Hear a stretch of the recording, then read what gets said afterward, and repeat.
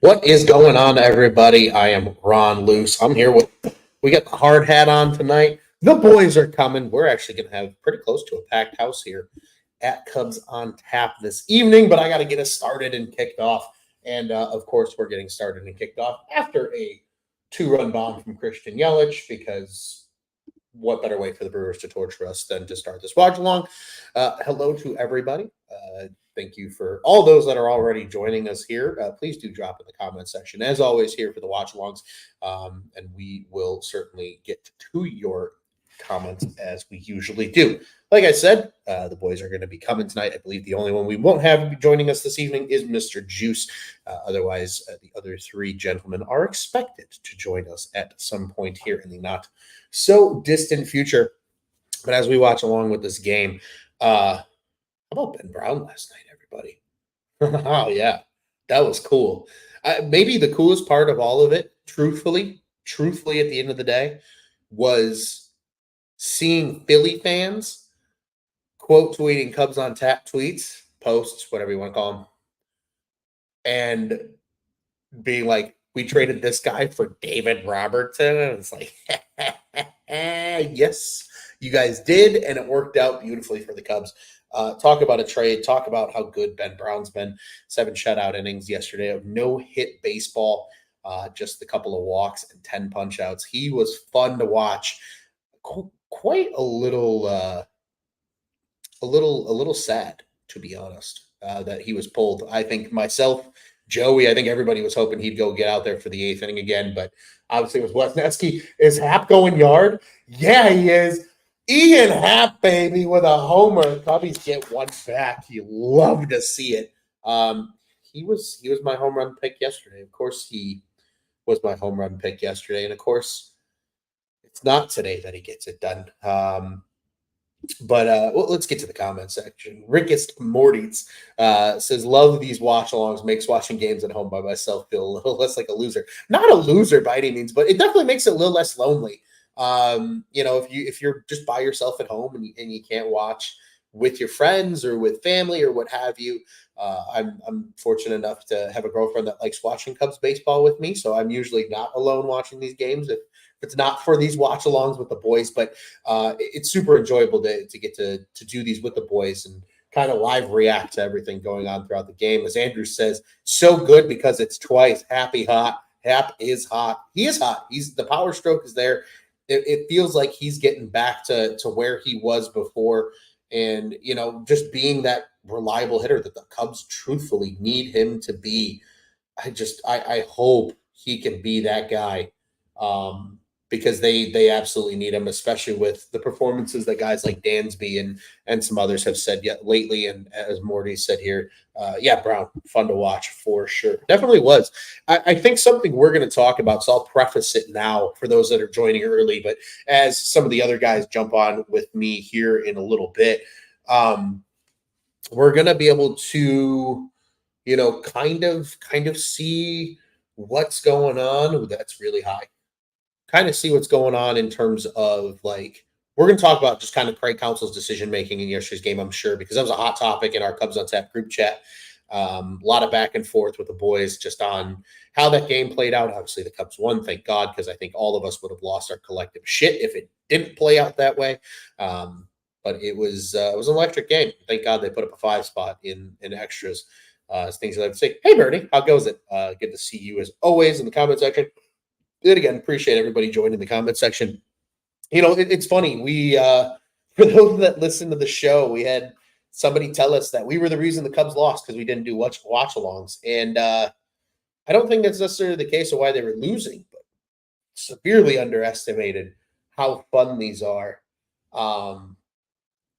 to do, really, as content pieces, to get to connect with people like yourselves in the comment section, to obviously talk with the boys because it's fun. It's a little more laid back. We can talk a little more general. It's not so, what's going on in Cubs baseball focused, a little more rabbit hole discussion throughout.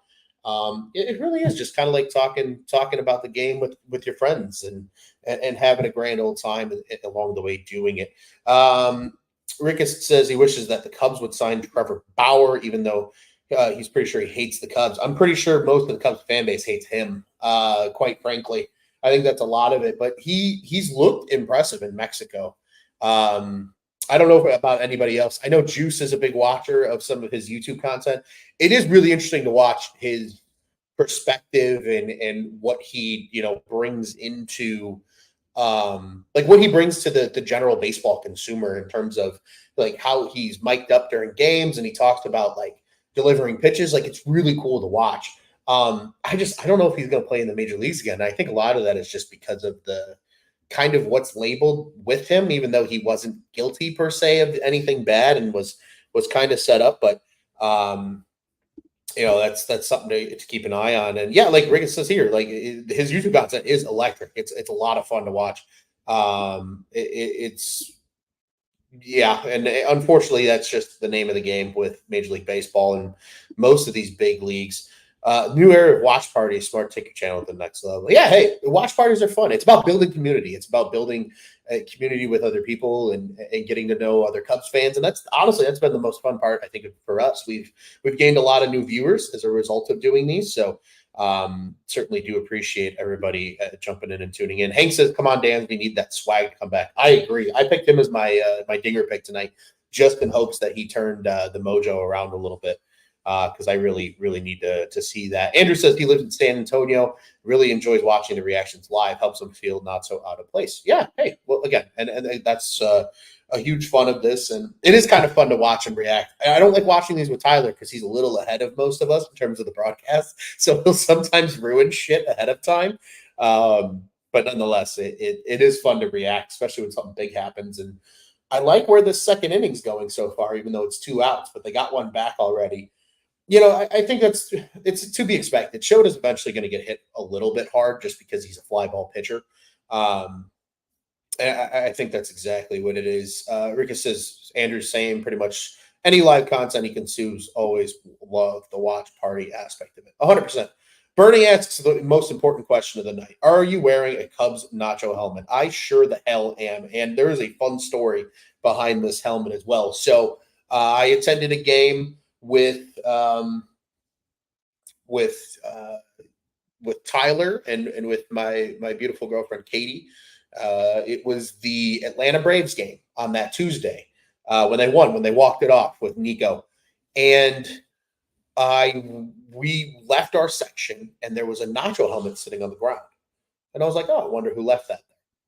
Didn't think anything of it. Went down, go to the bathroom out in the bleachers. And I see our good friend of the program, Mr. Mai Tai guy, crushing the rest of the nachos out of the helmet. I'm like, was that yours? He's like, yeah. He's like, I left it there, and I went back and grabbed it. And he's like, I just wanted the nachos out of it. I had to crush them, I was like, that's electric. And he's like, yeah. And I was like, I need to get me one of those helmets one of these times, like just because I think it would look hysterical. And thought about wearing it potentially on. I didn't realize it fits my big ass head. For anybody that doesn't realize, I have a 7 3/4 head. So the fact that this thing fits just shows you how big these things are. But yeah, and then he was like, I don't want it. He was like, do you want it? I'm like, well, sure. I'm going to clean it up. He's like, yeah, of course. Like, don't just take it as is. So like, I kind of gave it a general wash in the bathroom, and then I brought it back and I did a thorough wash on it, and now we're wearing it. So originally wasn't going to wear it. I was going to wear something else, but then it was sitting in the closet calling to me saying, wear me. So we did.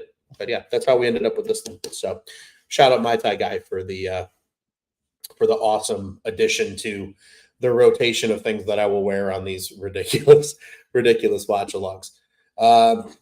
Hank says the way William tries to frame pitches 8 inches outside of the zone strike, he cracks him up. Yeah, I'll tell you what, it reminds me a lot of Wilson in terms of how he tries to frame pitches. I feel like in today's world, like the framed pitch is so. It feels like it's gone a little bit. Like there's not a lot of great framing catchers anymore. You'll see some guys steal a strike now and again, but it feels like it's very much fewer and further between. Of course, Yan Gomes and his $167 average flies out to end the inning. But I think I think it's just the nature of the beast. Like, hey, you got to give the guys credit. At least they're trying. But yeah, certainly not going to get that call by any stretch of imagination. He said, Hank says, to be frank, or Ricketts says, Hank, to be frank, Pitch Tracker had that as a strike.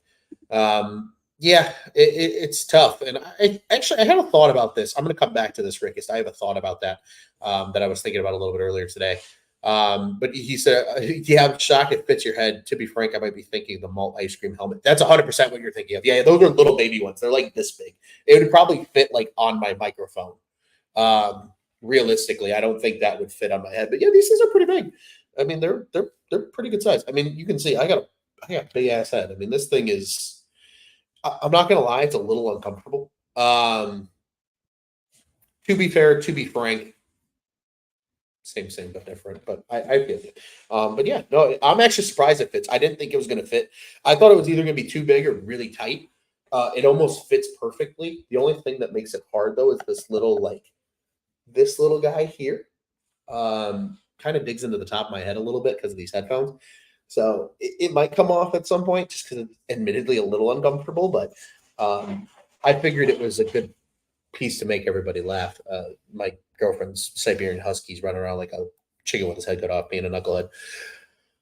All right, yeah. So that's the fun story of the Nacho helmet that I'm wearing on my head, and that will hopefully see the light of day on YouTube as a result because things you love to see. Absolutely hysterical to say the least. Let's see, where are we at? Where are we at? We are waiting. Of course, they're hyping up Shota as they should. Bernie says, I have a husky. Oh, then you know all about it. He's a puppy. He's only 2 years old. He's very much still a baby. He's a huge knucklehead. He's a cool dog, but he's too smart for his own good sometimes. Um, and he's super sassy. And of course, I blame my girlfriend for him having the sass, but it's neither here nor there. Ricky says, just didn't want you to think I was being aggressive with the to be frank. I always feel like saying the fair diffuses any tension on the comment. Oh, no, not at all. No tension at all. A fair point, but that's how I read it. It wasn't even like a you thing. It's a me thing. I think it's the helmet squeezing my head if you want my true and honest opinion. Bernie says they are very sassy. They are. They're too smart for their own good. That's the problem, Bernie. They're cool dogs, but they'll stare through your soul and they think they own the place and they don't pay rent around here. I actually pay rent for him because nowadays everything is a charge for having an apartment, especially in the city of Chicago. So, but I wanted to go back to Rick's comment here a little bit earlier. Oh, where was it? Where was it? I've totally this one, the pitch tracker thing. I think we as fans sing at home take the what an electric reaction by Shota. Take the box is not a perfect example, right? Of the necessarily of the strike zone, like a two-dimensional box. Let me put it that way. Because in theory, right, like in order to catch the plate, you can technically catch the plate as a part of a 3D box, and right, and that's kind of what makes in my head, right, like that's what makes being an umpire hard is you have to look at it from it's not just a two-dimensional box. It's not necessarily where it crosses the plate. Like if it catches the plate, it would technically be a strike, right? I don't know. I was thinking about that earlier, ironically, today. So that's why that triggered that thought. Um, but especially with a lot of like the Angel Hernandez discussion right now, and him retiring, mutually agreeing to retire was more effectively what ended up happening. Um, I think there's a lot of that's a gap shot. Get there, nice, good play. Get him. Oh, I don't like all these fast guys that I've never heard of before from Milwaukee. It's really infuriating. But no, Rick is just wanted to get back to that. Talking about pitches from yesterday's game. Oh, okay, fair enough. And again, I think that's just a thought in general. Rickes says, funny that the automated strike zone delayed until at least 2025 because of similar tech issues you're talking about. Now, yeah, I mean it's a fair thing to have to consider, right? It's you almost have to define what is the strike zone. Is the strike zone a three-dimensional, box, or is it a two-dimensional plane that sits at the front of the plate? Because that, in theory, those are two very different things. If you look over, a plate and you think about it, I can catch the back corner of a plate on a breaking in slider from off the plate, like a backdoor slider. It might catch the plate, but when the catcher catches it, maybe it's, it looks more like a strike or vice versa, right? Maybe it doesn't look like a strike coming in, but if he catches it just enough on that plate, it could be a strike. So, something that will, again, it's a fair question to bag, I thought. And I put some thought into it earlier, and it was a good, bathroom break thought, if that makes sense. Sometimes you do good thinking when you don't have to think about like what you have to do in the day and things like that, and you can just let your mind wander. That's kind of where that one came from, for me personally. Makes sense. Thought he tried to frame too much. Already a strike. I like the conversation between everybody as well in the comment section. Again, have the fun, right? You have a community of people in here. It's not just me that everybody's here to talk to. Let's be honest. I wouldn't want to talk to myself the whole time either, if we're being brutally frank. Oh, I'm coming off a cold, folks, so I apologize. I need to keep my throat from not being dry. And also, this is my second piece of content we're doing tonight, potentially out of three. If you're a big Bears fan, Bears on Tap. We just got done recording. We were talking about the offensive line and tight ends. Big shout out to Mr. Quentin, my co-host for tonight's episode. Oh, is that going to stay in play? It might. Did he catch it? Yeah, he did. Nice. Good play, Shota. Or Shota. Saya. This thing's squishing my head too much. Sorry, bored, nothing better to do. Just be a keyboard warrior. Hey, I'm in full support of it. I'm trying to see what the hell happened to my co-hosts for this evening because I was told they were all coming.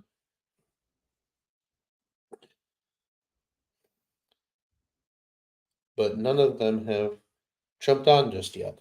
They're all going to come at the same time. Watch, it's going to hit like 7:30, and they're all just going to show up. It's going to be three of them, and they're like, too many people all joining at once. Some other fun stuff we can talk about. Oh, what did that do to Shota's? What did that do to his ERA? The 2-run homer. Now I'm curious. Is it finally above 1? It is. It's a 114. God, that's disgusting. Absolutely disgusting. Good inning. Way to get out of it, Shota. Way to get out of it. Andrew says I'll co-host. Shit, hey, don't tempt me. If these boys don't show up, we might be handing out invitations to the comment section to come join. What is this? I really enjoy pitchers who wear the number 29 or lower. It's an interesting thought. Pitchers wearing numbers in the 30s is annoying. Okay, interesting.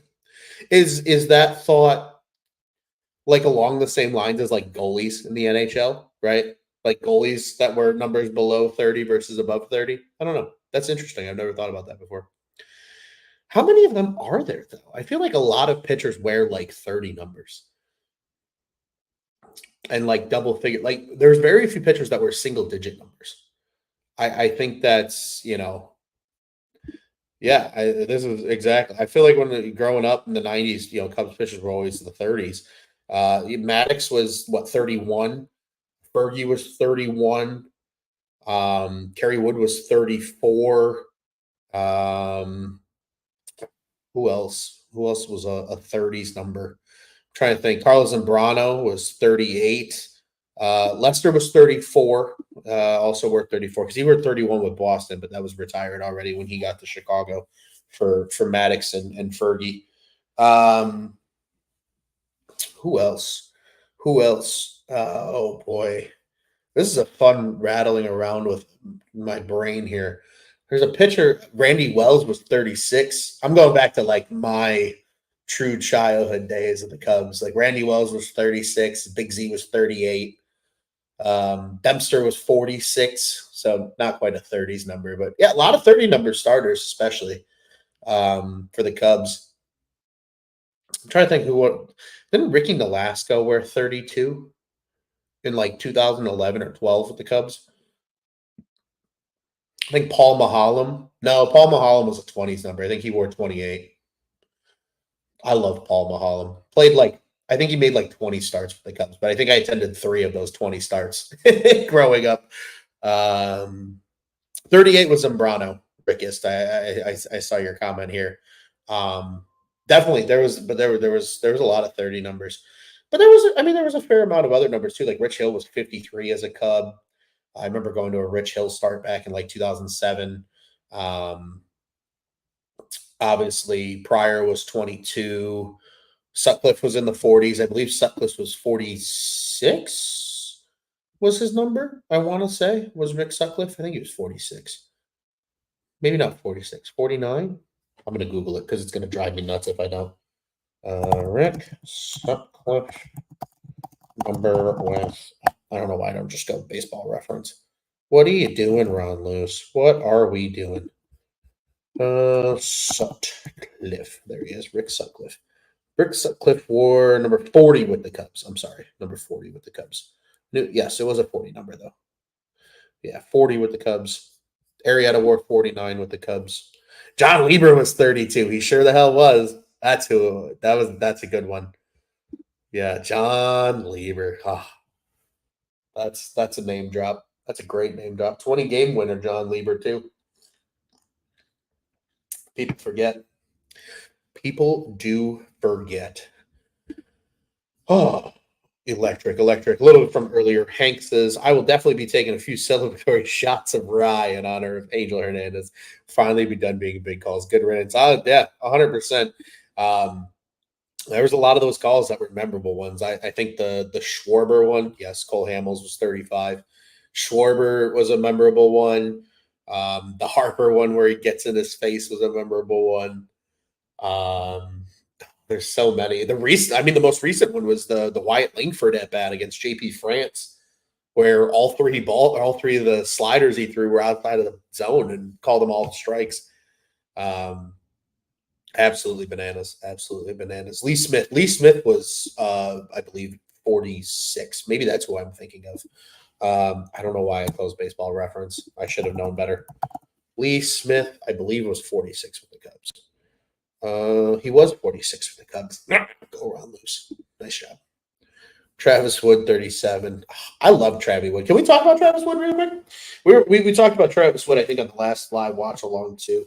I was a big Travis Wood guy. I remember when they got him from the Reds for Sean Marshall.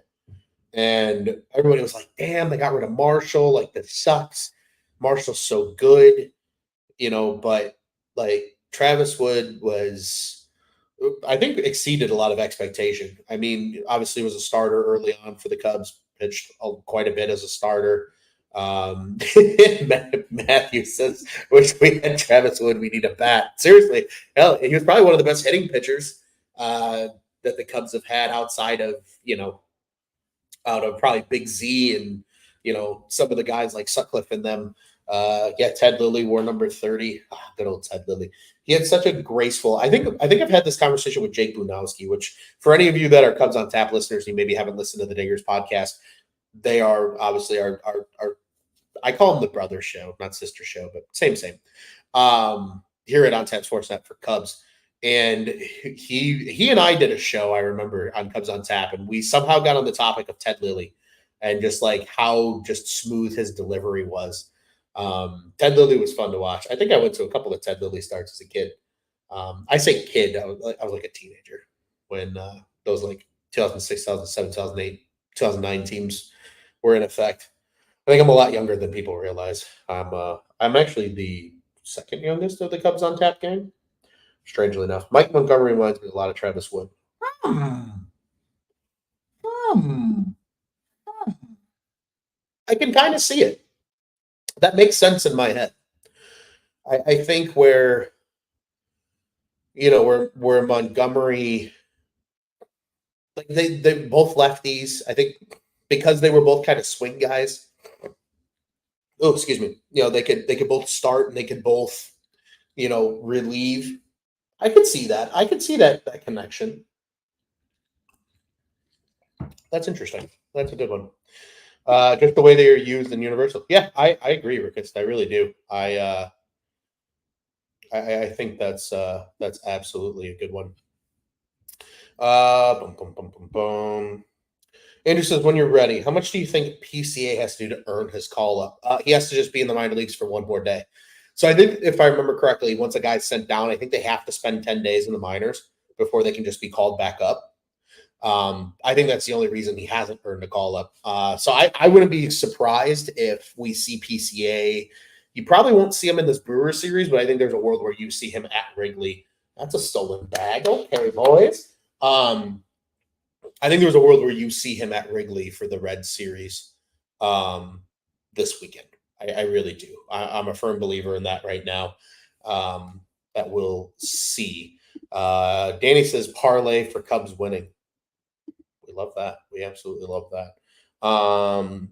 Really quick, speaking of Danny, this just made me think of a friend of the show here, the one Mr. Danny Rocket. So if you're familiar with the rest of Cubs social media, you guys probably know who Danny Rocket is. He is host of the San Ranto. Oh, what a stolen homer. Son of a bitch. Karma's a bitch. Karma's a bitch and she wears a red sundress. Son of a mother. Oh, Perkins. Oh, Perkins. Why'd you have to do us like that, my guy? What are we doing? What are we doing? Unbelievable. Absolutely unfreaking believable. Jeff says Belly still did it better. I agree. There was a lot more on the line when Belly did it too. I think that certainly adds to it, to say the least. But yeah, we should see kind of back to the PCA thing. Sorry, we got a little bit distracted there. I think PCA is going to be back. Getting PCA up to the big leagues doesn't help if the Cubs bullpen can't stop a nosebleed. True. This Cubs bullpen has been so weird because they've shown so many good flashes in like recent weeks. At like we're getting a little more, I think, a little more comfortable with the bullpen of where it stands. I think it's just so frustrating in the sense of like they're the games that they do well are the games where it doesn't matter, and the games that they don't do well is when like you just needed to stop the nosebleed just a little bit. But yeah, so that's fair. But PCA might ignite this offense a little bit just because of what he can do. Oh, that's not good. We got an update here. Apparently, Cade Horton was pulled from his start, and that makes me scared. That makes me scared. He exits with a back injury. Well, that's not good. What the hell's going on here?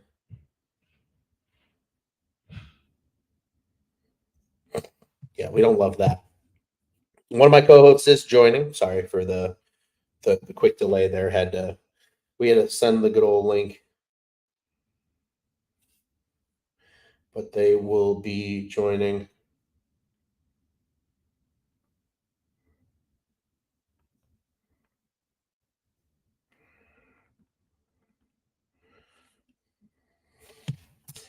SB scores. Nice. We love that.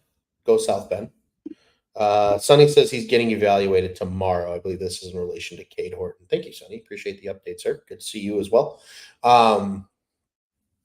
Yeah, don't want him hurt. Horton's certainly a guy that, even though you might not see him this year, even though I'd love to see him out of the bullpen this year at some point, could be, obviously a huge part of the Cubbies pitching infrastructure future. Rickus says here, he says, you got someone like Brown going 7 innings, no hits, no runs, trying to give this shit away. It's frustrating. You're not beating good teams in the playoffs. You're wasting outings by starters. Agree. I think it's interesting, though. It was something that Juice mentioned a couple watch-alongs ago, was just the nature of how this bullpen's built. Like this team is very much more so from a pitching infrastructure built for playoff bullpen, which obviously I know doesn't help you if you can't get through 162 to the playoffs. But yeah, it really is where a lot of your best pitchers are especially needed as starters right now.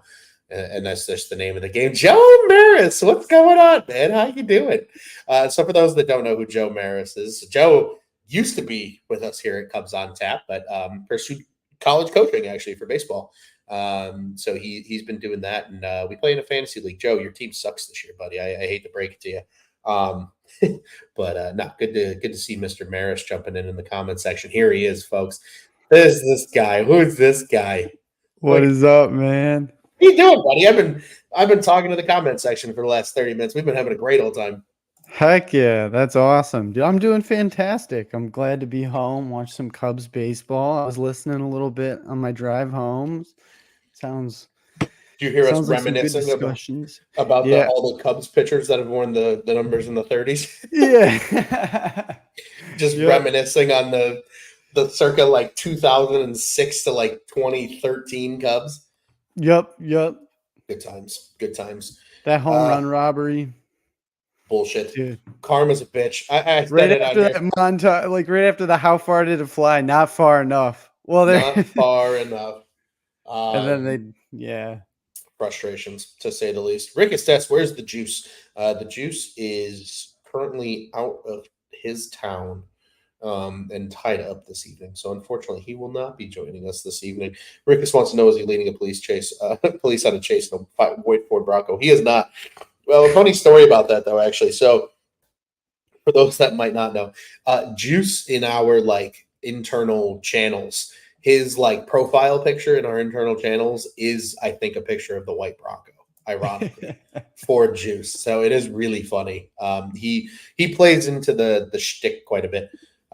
Joe says, my team does stink. It sucks to deal with on a daily basis. Fantasy baseball's a bitch. Do you play fantasy baseball, Nick? Yeah, I'm in one like beginner one because I haven't done much with fantasy. So I did one this year, and I've been having fun with it. I think I'm 6-3. I am terrible. I am 6-3 in 2 of my 3 baseball leagues because not that I have enough things going on to keep me busy. I also need to play in multiple fantasy leagues every single year. That's awesome. I have a sick and twisted perception of fun, unfortunately. But yeah, I got 2 6-3 teams. I got a 3-6 team. Right. But my 3-6 teams, it's a new league this year that I'm in. I am with our boy Bobby Foster actually in that league. He asked me to join it. They needed one more guy, like kind of 12th hour, and I was like, yeah, screw it, why not? Was not used to the scoring initially, so like I started 0-6.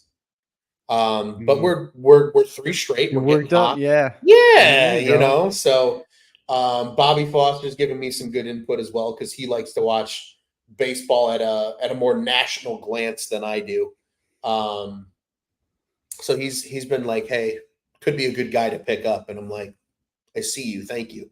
But there's been some good ones that I've picked up too. It hasn't all just been Bobby.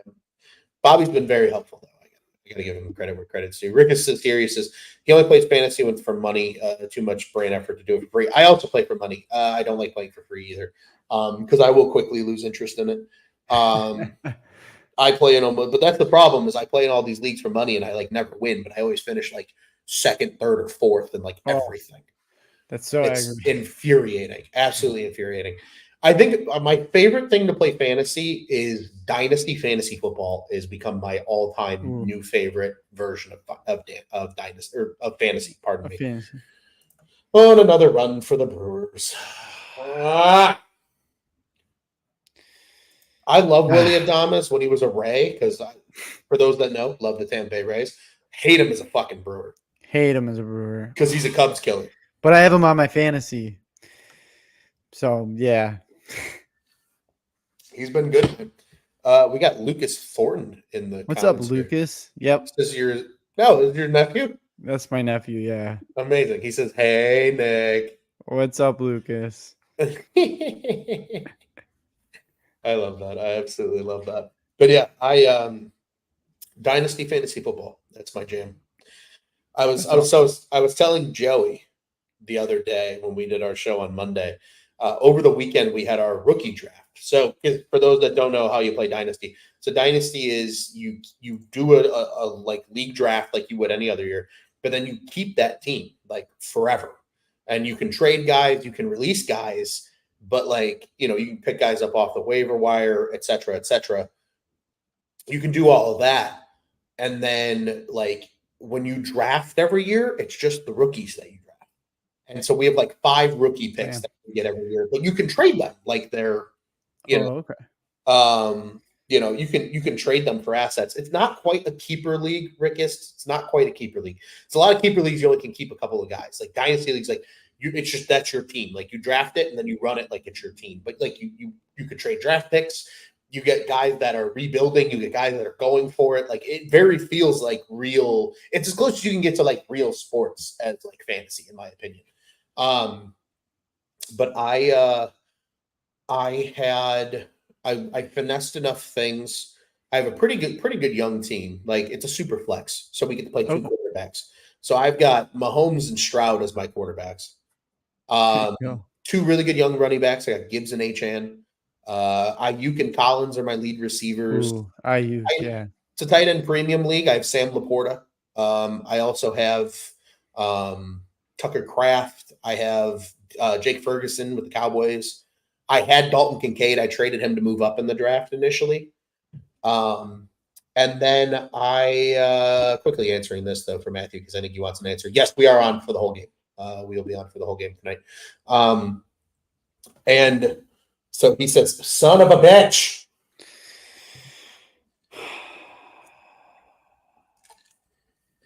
Man. 2 more score. Shota's finally getting teed up. All right, Nick, I'm going to beg the question here. We're going to put my fantasy football chat on pause for 2 quick seconds. Do you think the rest is screwing with Shota Imanaga? Because he did not pitch in that Cardinals series as a result of the rain delay. Or, pardon me, it's postponement. It's a difficult question because I said tonight, I'm like, he's due for a clunker, and I hope it's not tonight. But then my girlfriend brought up, well, you guys are doing your watch along. So hey, we've had good luck though with Shota starts on these watch alongs. With Shota starts, yes, yeah. We've had both in person as well as on the watch alongs. We've had good luck so far. Good luck with Shota, yeah. So I was like, I hope it's not tonight, but it's not looking good. I don't know. I don't know if the rest screwed with him. But I really think like he was just due for a clunker, to be honest, because he's been immaculate, the best. But why did it have to be against the Brewers? Yeah, I think if it was literally against any other team in baseball, outside of maybe the Cardinals, I would have been okay with it.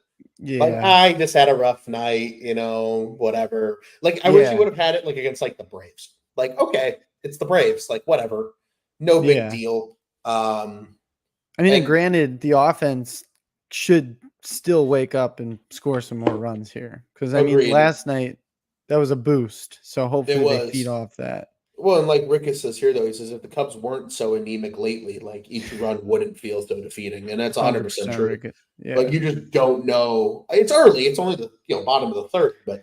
But you don't know. Yeah. You just don't know if that's gonna hold up. I wish this had the MLB logo on the back. Because otherwise, I look like a thimble. You got to get a sticker of the MLB logo and just stick it right or like I don't know. I don't even know what else I'd get. Maybe an on tap logo, like right here. Oh, that'd be pretty sick. Yeah, that'd be kind of fun. But yeah, this is fun. We have a this is awesome. I love the comment section. It's popping off. Oh yeah, always. But I literally look like a thimble right now. We're gonna change that. What's that? There we go. We got an out. Quick aside, I got the pleasure of watching Ayuk when I went to Arizona State live, and it was fantastic. You watched what live? Brandon Ayuk live in Arizona. When I went to Arizona State. Oh, yeah, because he played at ASU. Yeah, he moved different. Like, you could just tell. You're like, yeah. He's good. He's a good football player. But yeah, so I've got like him, and so this is what ended up happening. This is why I've earned. So for people that don't listen to Four Feathers podcast at the Outside Sports Network, I have the nickname of GM Ron. That is my title at Four Feathers. And we got another one. No, we got 2 more. Perkins robs and then hits a 2-run home. Son of a bitch. Well, the Cubs bats are really going to have to wake up. Every single watch along I've been on, Are they shooting fireworks in there? Have they always shot fireworks in Milwaukee Stadium? I I don't think so. remember. Really? Maybe. I don't know. I'll be honest with you. I try to avoid going to Milwaukee in I haven't been there, general since like 2017 probably was the last time I was there. because So I cannot fucking stand Milwaukee Brewer fans. They are yeah, insufferable. they Absolutely are. insufferable. And it's to everybody. It's not just the Cubs fans. I went up with a big group of people when the White Sox played up there in what was that, 2021 or 2022? One of those 2 years when the Sox played up there that weekend series. And like they were scumbags to everybody. So that's part of the reason I really dislike them. Like Yeah, at least Cardinal fans like are just shitty to Cubs fans and like other NL Central fans. Brewers fans are just shitty to everybody. shitty to everybody. Yeah, they're They, scumbags. they seem like scum. Did They you do. see? Have you ever seen the video of the guy pissing on the concourse? Yeah. That's That at a just Brewers sums game. up. That sums up the Brewers. Yeah. Yeah, it sums up Milwaukee. Bernie says she absolutely hates the Brewers Stadium. I do Yeah, too. I hate the stadium. It's a shit It stadium. gets hot as shit in there when they close that roof. My girlfriend almost passed out in the summer there. It was so Dude, I hot. believe it. It gets gross. It's not fun. Yeah. Rickus says, yeah, and they go down the slide. Yeah, because your mascot needs to go down. I mean, I've always known that. I've never seen Yeah. like the rocket shot out. Yeah, screw the But Brewers. nonetheless, well, this is when it gets fun because this goes really off the rails when it's not a competitive. Well, I'm serious. Every time I've been on the watch along, I think I've done 2 or 3, probably 2. It's been a blowout against us. So we have fun. The Cubs do not. Yeah, that's basically 100% what happened. true. Rickus says if he was a Brewers fan, he'd probably be miserable too. Yeah, that's true. And Daniel Barrios has subbed. Hey, thank you so much. We appreciate you joining us. He does say Cubs are bad. Yeah, well, we have a tendency with these watch alongs where, like, I don't think I've seen the Cubs win on a watch along yet. No, I haven't. It might have been one. The 999 challenge might have been the first one. I think they won that. That's the one, yeah. That's the only one they've won, though, which makes me start feeling like I have to do that shit again. And I don't know if my stomach is humanly ready for it right now. We started a trend with that too, Nick. Did you notice that? I saw that. I saw a lot of people copying you. I was like, a lot of people all of a sudden felt the need to do a live stream 999. Yep. We're trendsetters here at Cubs on Tap. It just be that way. But so yeah, back to off the wall conversation here. Rick says you're the curse. I don't think so. I don't think so because there's been a couple where I don't think you've joined us and they've still lost. So yeah, I don't think it's you. I think it's just the Cubs on Tap watch along right now in general is a little cursed. Yeah. But no, fantasy football talk. So GM Ron, we went all GM Ron. So start of the day, I woke up, I had the 105. So fifth pick in the first round. It's 10-team league, 5 rounds of rookie picks. So 50 total picks. I had the 105, 3 picks in the second round. I had the 2nd, 5th, and 7th picks. The 7th was my original pick. I was picking 7th because I made the playoffs but didn't go all the way. I didn't have a 3rd round pick because I traded it to get one of those seconds. I had my 407, I had my 507. So that's what I rolled into the draft with.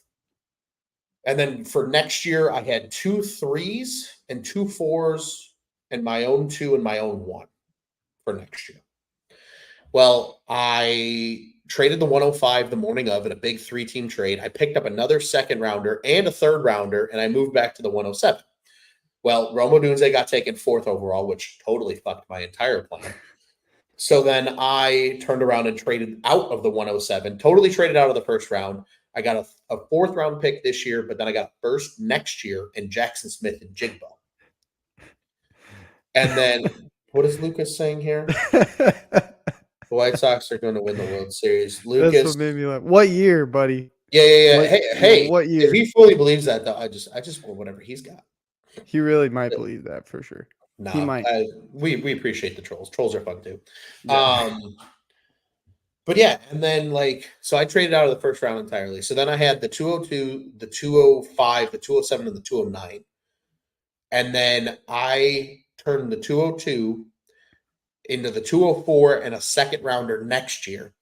I picked at the 204 and the 205. I turned the 207 into a 2nd rounder next year and this year to move back 1 spot, the 208, drafted the 208 and the 209, and then I drafted at the 303. I drafted at that fourth rounder I got for this year. I drafted at the fifth round. So I still made what 4 plus 3, 7 picks in this year's draft. Yeah. Next year, as a team that is potentially going to make the playoffs again, because I have a pretty good roster. I have 2 1s, 3 2s, 2 3s, 2 4s, and a 5. And then embarrassment awesome. Of riches. And in 26, I have all of my original picks plus an extra second from another trade I made earlier this offseason. Wow. Tons of draft capital, which I've learned in the league I play in. Everybody loves draft capital. So my entire goal is I'm going to turn around and start using that shit to fucking trade for established players. That's awesome. And we're going to go win the league a couple times. So that's a fantastic plan. So you have a very young team right now. Uh-huh. That's awesome. Well, I didn't even know like a league. Sorry, go ahead. Oh, I was just to say I didn't even know there was leagues like that just stretch so far. Like you just have that team and that's your team. That's so cool. It's a good time. It's a lot of fun. Yeah, I have a really young team. There we go. Nice play, Michael Bush. 2 men on. Let's get a rally going here. Yeah, you got to get a run here, right here. My oldest starter is Patrick Mahomes. Okay. By like a long shot. Like after him, I think Brandon Ayuk's my next oldest player at like 25 or 26. Wow. Everybody's super young because that's awesome. Stroud's super young. Yep. Gibbs and Achane are super young. Collins is still super young. Ayuk's super young. And Smith and Jigba is super young. So good too. Laporta's super young. Ferguson's super young. Keon Coleman was my 204. He's super young. And then Mahomes. So literally Mahomes of my starters is my oldest player. Of the rest of my roster, my oldest player is probably Demarcus Robinson because I picked him up late last year for that little run he had with the Rams because he was really good late in the year. We play a 3-receiver league plus multiple flex spots, so I kind of needed another receiver. That's a good one. But yeah, he's probably my oldest player on my roster. Other than that, everybody on my team is probably like 25 and under. Wow. Yeah. I got a pretty sick little team. I did a pretty good job in my initial draft because we had a lot of guys that either picked. Bye-bye.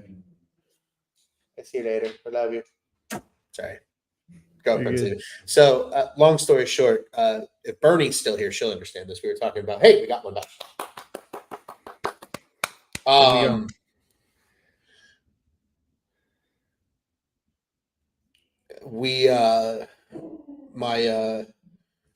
My girlfriend is taking her Husker to her parents because we're just not going to be around a terrible amount this weekend. So he's staying with as she likes to put it, grandma and grandpa, and he's been a sassy little butthead lately. So we're gonna enjoy the breathing room, to say the least. Oh my God. Somebody put these outfielders in a freaking it's Jan Gomes. No wonder, never mind. Couple of comments here. Bushman's so good for y'all, Dodger fan. You're welcome. Yeah, he's been pretty good overall, Daniel. Admittedly, he's had a really rough May. He had a really good April. But it's been a tough one. Daniel says you think Imanaga wins the Cy Young. I mean, he's got a shot. He's got a shot. He's got a shot. Very high. I think probably the other pitcher I would keep an eye on is speaking of the Dodgers is probably Glasnow, assuming he stays healthy because he's had a really hot start to the year. So that's been all good and dandy. $177 million for what? I think I'm assuming this is in relation to Dansby because I believe that's Dansby's number. He's had a rough stretch here. Unfortunately. Gomes has been really rough. Yeah. The whole catching position has been rough. Yeah. Hitting this year. I mean, Amaya has been disappointing. Absolutely brutal. Darren mentioned a little bit earlier he's joining us late. He said he just got home. Did Imanaga give up all 7 runs? Yes, he did. Unfortunately. 2-run bomb to Yelich in the first, and then a couple of just singles, and then a Perkins 2-run bomb was the exclamation point on top of everything. So yeah, unfortunately, Brandon says here Gomes and Amaya wasted at bats. Feels like that way now. Although Amaya was what 2 for 4 yesterday. Yeah, I mean Amaya, you're going to give him more slack. Gomes is kind of your veteran that you were expecting to at least look semi good up there, like semi. Gomes on his way out. Well, last year he was hitting way above his back of the baseball card. So I thought maybe he but that was why down a little bit, right? Way above the back of the baseball card at age 34 is probably That's not true. sustainable. Yeah. I mean, that's true. I just thought we get a little bit more consistency, just a little. I mean, honestly, the thing with like the catching position, the way this Cubs team is built, again, assuming everybody's hitting, obviously that's a big assumption, but like your catchers don't need to hit 300, like hit 220 and provide a little bit of slug, and you're good.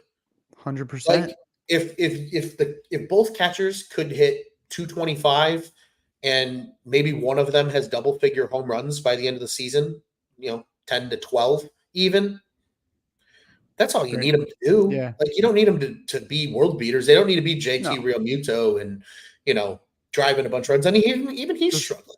Yeah. Catcher's just such a hard position. Like I was gonna say, they're very rare to find a guy like JT Real Muto, like or William Contreras. I was gonna say William Contreras. Yeah, like it's really hard to find those guys because usually you get them when they're young, and then they get paid, and the knees start to give out, and either they say, "Hey, we want you to be a good bat. You're moving to first base." See Mike Piazza, see Joe Mauer, see all those, Buster Posey, or you stay a catcher your whole life, and you're like a Yan Gomes, and 100%. it's just kind of the nature of the position. Like it's just how it is.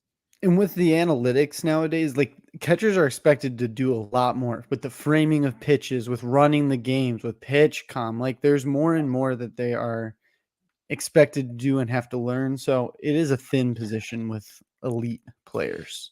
Yeah, it's hard to find really good ones at, and especially to do it consistently.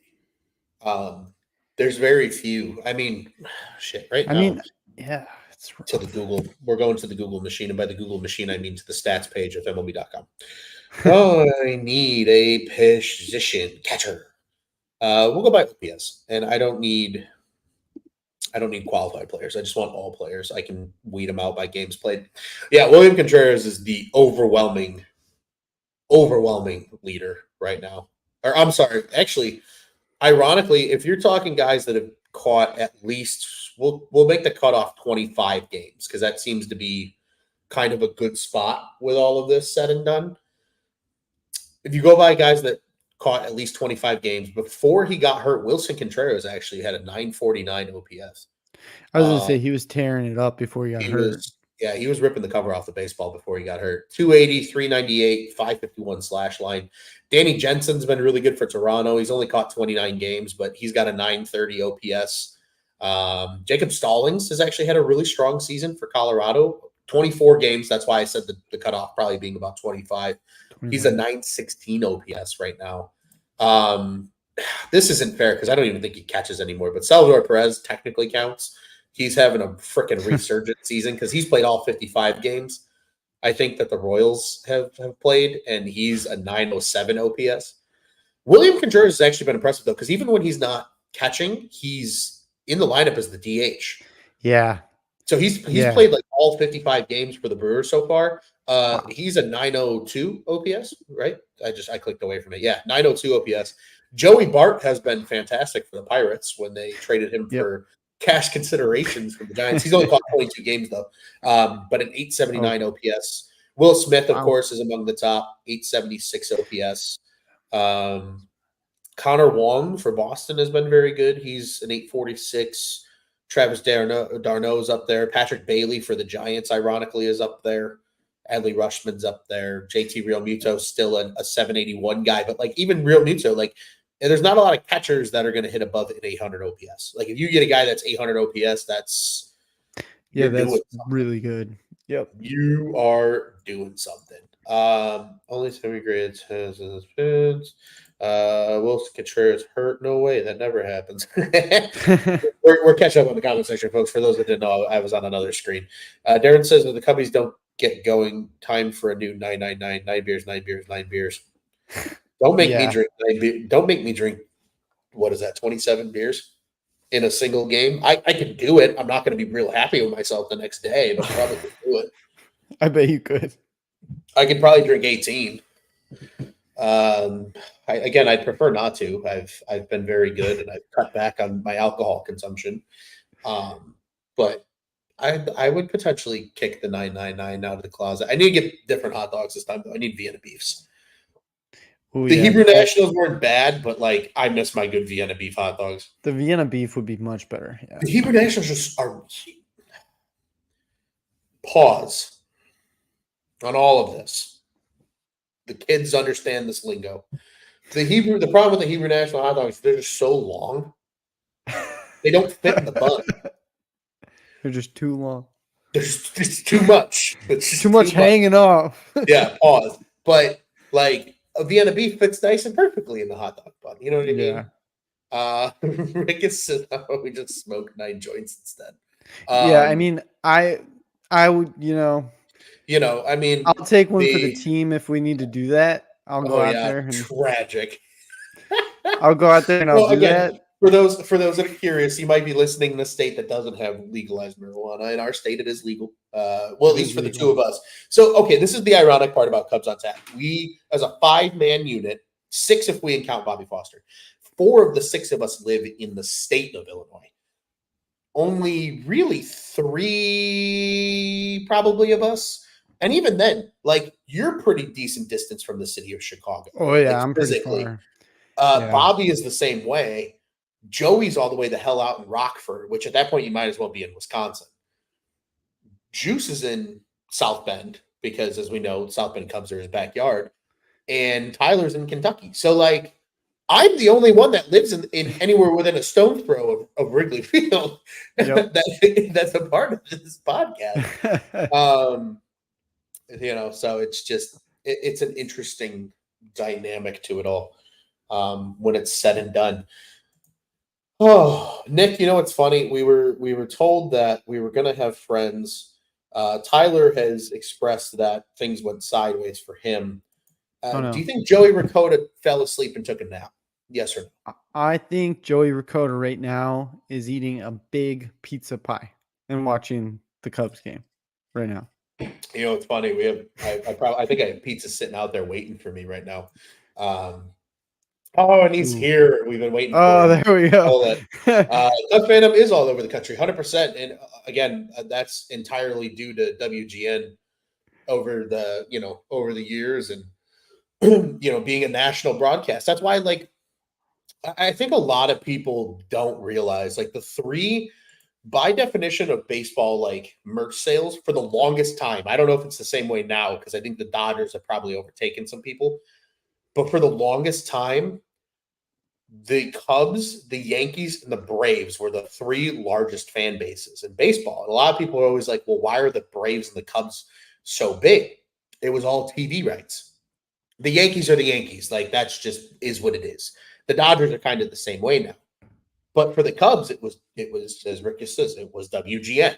WGN was a national broadcasting, so it was all over the country. So people in Idaho were able to watch Cubs games. People in New York City were able to watch Cubs games. People in, Louisiana were able to watch Cubs games. Hell, Dansby Swanson talked about his grandfather's second favorite team being the Cubs because of WGN. But for the same reason, Turner Broadcasting dominated the southeastern part of the United States. And if you really think about it, up until the expansions to Florida, the Braves were the only team in the Southeast for forever. So Turner Broadcasting was where obviously they, TBS, TNT, and still around today. But when Turner owned the Braves, Turner was distributing that all across the country because it was also fairly national. And that's what gave a huge fan base to the Braves. That's why if like you go anywhere south of Illinois, you're probably going to run into Braves fans more likely than not. Kentucky, Tennessee, the Carolinas, Georgia, Mississippi, Alabama. Like I bet you Justin Steele grew up a Braves fan. I mean, that's just the nature of the beast because that's what's down there. Even in what's Florida, there. like you go down there to Florida, and a lot of people aren't true Rays fans per se. Attaboy, say, There we go. or even Marlins fans. Like a lot of them are Braves fans because they're like, well, either it was one of two ways if you grew up in Florida. You either watched the national team that had broadcast rights down there, or you had whatchamacallit, or you had the team that like held spring training in your backyard, right?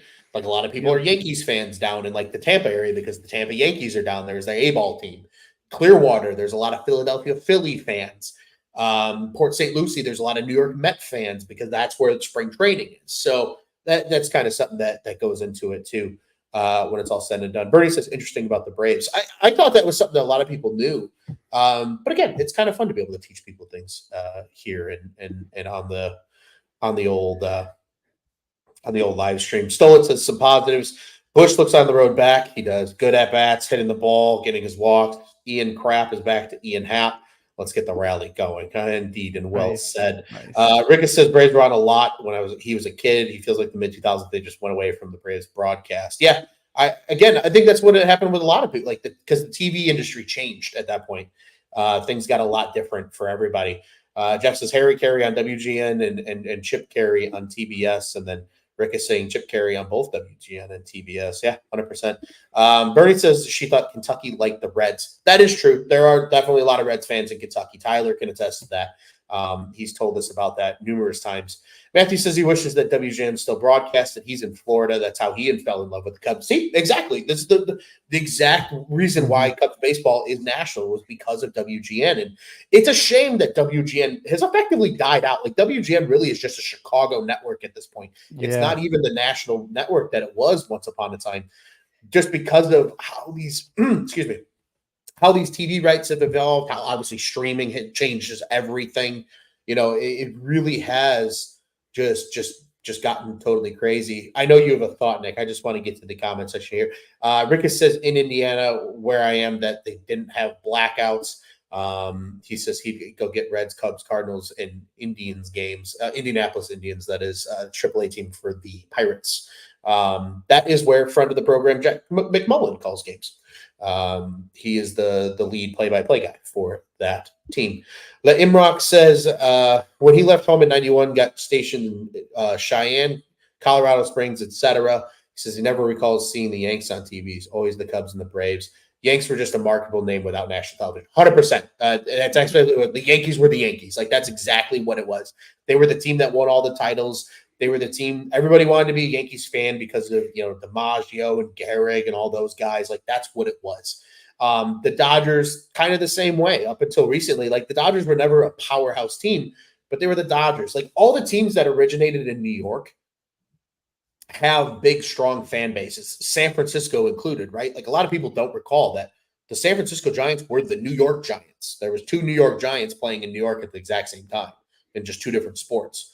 And then one moved, across the country at the same time as the Brooklyn Dodgers moving to become the Los Angeles Dodgers, at the same time as, the Yankees then remaining in the Bronx, the Mets coming about. Like there was a ton of that involved. It's really interesting. Like I highly encourage anybody that's just a big like sports nerd, at least like I'd like to consider myself, go find on like Google or probably YouTube's the best place to do this. Just look up like history of whatever league you want to look at, like timeline, like time evolve of how the league has changed from where teams are and stuff. The NHL did one a few years ago when Vegas popped up as the newest expansion team. Obviously, Seattle has now come in since. But there are, like, it's so cool to see the teams pop up and move and just as history evolves because you get to learn just, like, there's so many teams that, like, people that, if you're born after a certain time period, get through. Fuck. That's Double okay. Fuck. That's okay. Double fuck. There's just one out. No, I know. I just got him at third. I thought he was going to try to make the throw to first. Yeah. Of course, they got the lead guy. I know. But they got a run. At least they got the run. Yep. They're only down 4 now. chipping away, chipping away. Chipping away. Real nice right here. Oh, yeah, anything here would look nice. Come on, Morel. Don't you have Morel tonight? Dinger pick? Of course I do. That's why I said a dinger would look real nice right here. I respect that. A lot more comments in here. Rick says national networks in general are quite dead. Absolutely, everybody wants their own content because they want to own the rights to it. Matthew says he doesn't want to say the app, but I have to trick my location to Chicago to get Chicago's and Bears games. Understood. We won't ratchet out. We promise. Rick says ESPN would always prop up the Yankees. The East Coast bias is real, 100%. Imrock says people like him were spoiled. He always had access to Notre Dame and Cubs no matter where he lived. That's a big perk of North. I'm assuming Northwest Indiana, Imrock. I'm assuming the Shamrock, Notre Dame, obviously. And then Rick says really nice that ESPN otherwise doesn't get control of the narrative anymore like when it was when we were growing up. And that's kind of true. Because like I know you can relate to this, Nick, because you and I are very similar in age. Like when we were growing up, like SC top 10 in the morning, which before with your bowl of Cheerios before you got on the school bus was a thing. Like that was how you consumed sports. Because that was like, at least for me, like that was the dawn of MLB Network, NHL Network, NFL Network, where those were just starting to become a thing. Yep. It was largely ESPN was like your home for sports. Yep. And now it's the total opposite, right? Everybody broadcasts sports. Yep. Turner's got sports. Every baseball team, well, not every baseball team, a couple baseball teams have their own networks. You know, everybody's got this, that, and the other. So it's, you know, it's a little different. Yeah. Yeah, with the marquee thing, I mean, it's a great thing, and I'm happy for it and everything. But it's definitely a different feel than when it was on WGN. It's definitely a different vibe for sure. I've said it before. It kind of sometimes does feel like corporate, but at the same time, like they wanted this, they had a vision for it, and they're obviously making it happen. But there are even things right now sometimes where you try to log on a marquee and it like kicks you or buffers or the sound doesn't line up all the way. So they're still working some kinks out. So they definitely are. The only one of those that you've mentioned that I've had recently is the sound aligning. Yeah. That's the only issue I've had. I had a lot of where it would buffer and kick me out for a long time early. I haven't had that as much lately. Which is nice. We get that from time to time. Yeah. I'm glad that's largely gone away, but the sound, it's fine when you're watching like we are right now, because I haven't muted. I can't hear it right now. I'm watching purely. But I think too, though, while we're on this topic of networks and stuff, and I want to get to a couple more comments here because it's along the lines here.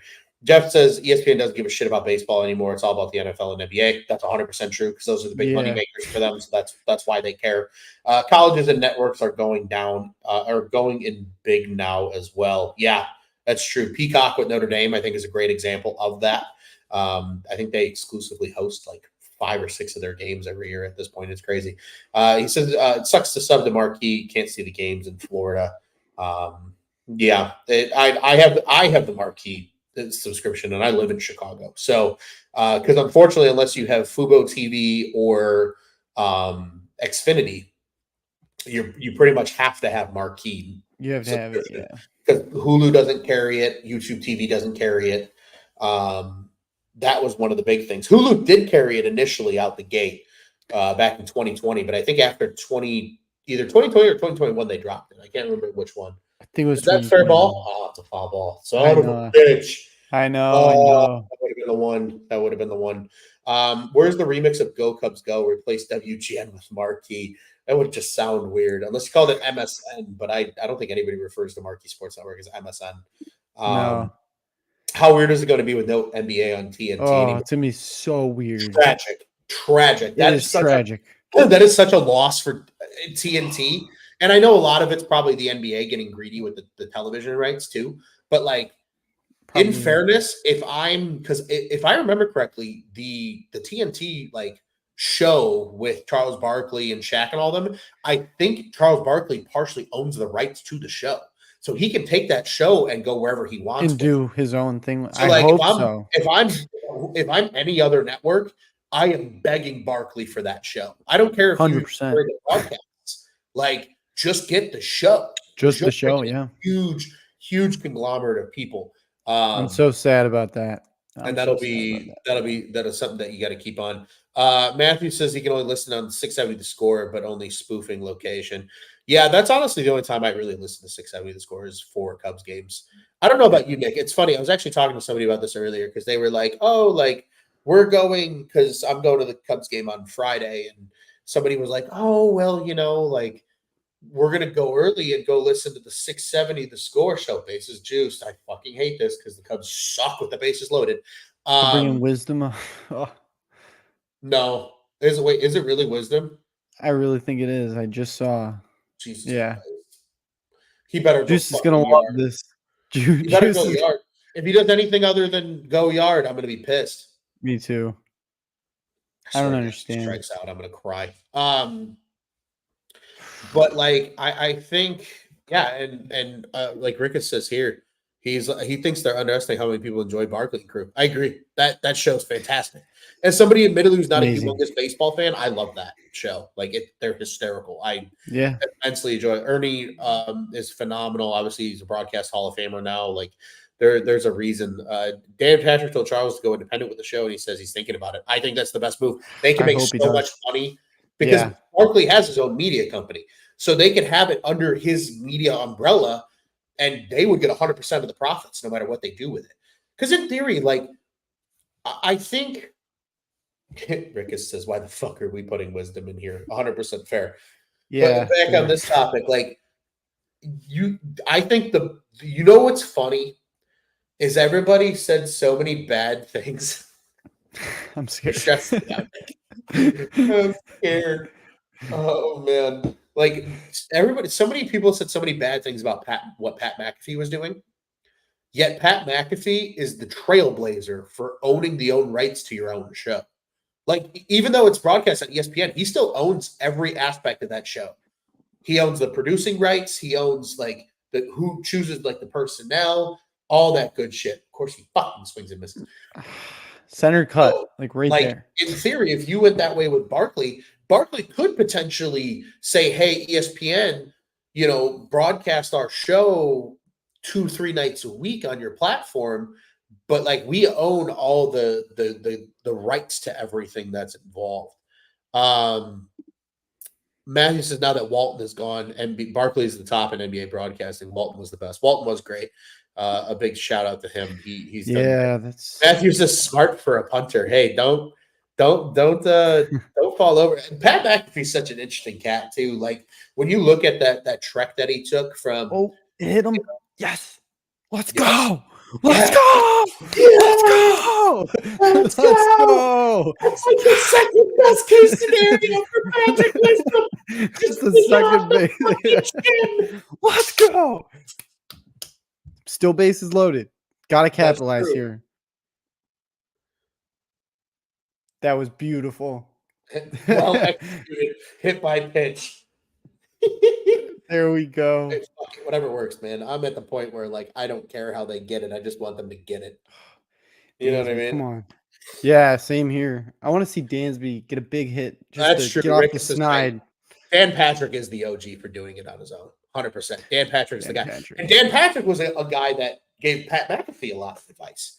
The only thing I think is just Pat McAfee, I think he's taking it to another level. God damn it.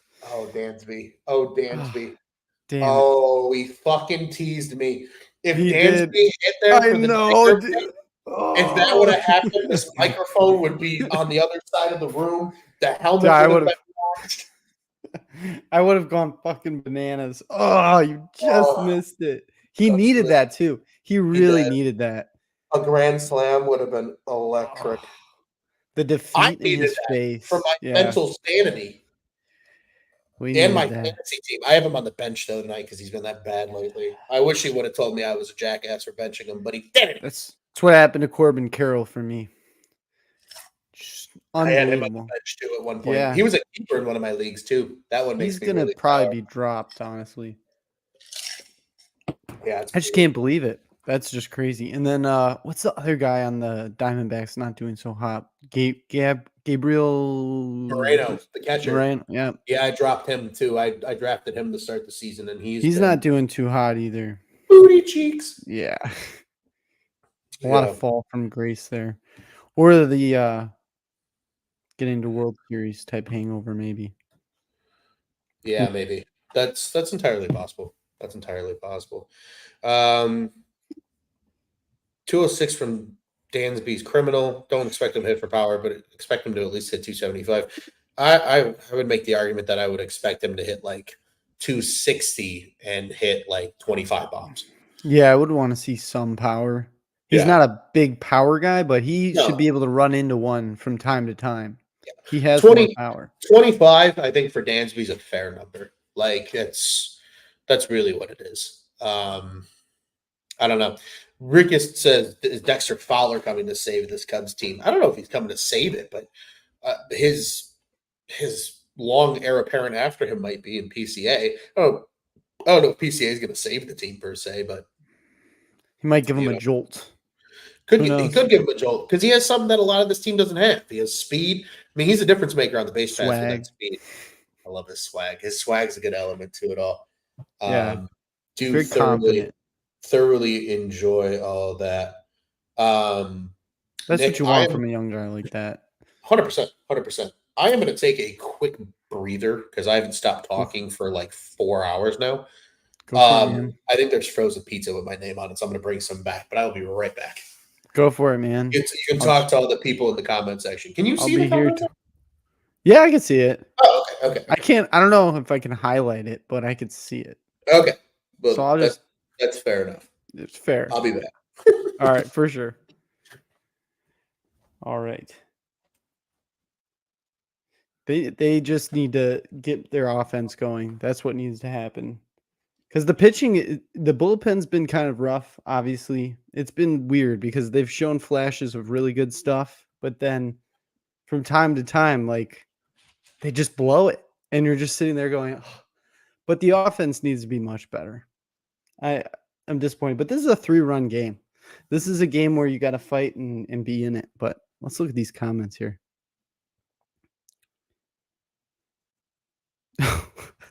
Oh, Rickus, that's funny. Right? That's rough. Oh, I like dark humor. That's funny.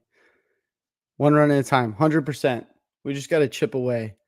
And, this is a big thing for Imanaga. Like, you're back to having the 3-run cushion. Just keep them right where they are right now so you can let them go win this. Let your offense go and win this game. Put a crooked number up. It would be big for the morale of the team. I mean, they need something like this. They need something big. But yeah, Shota Imanaga, this is just an outlier, obviously, tonight. He has been unbelievable.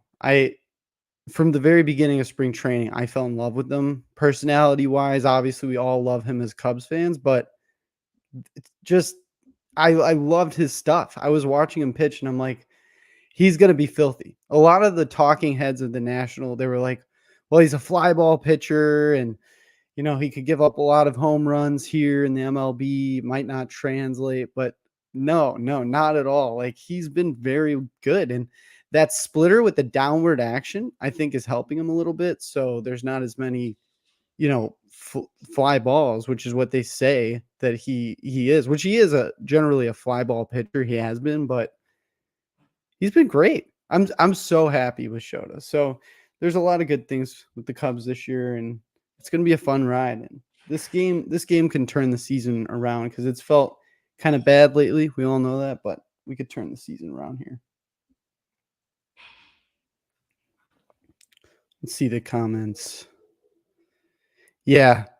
Stole it breezing. You're right. Just last week, 7 runs would be a bridge too far. Cubs bats getting good swings. This bullpen vulnerable. 100%. Yeah.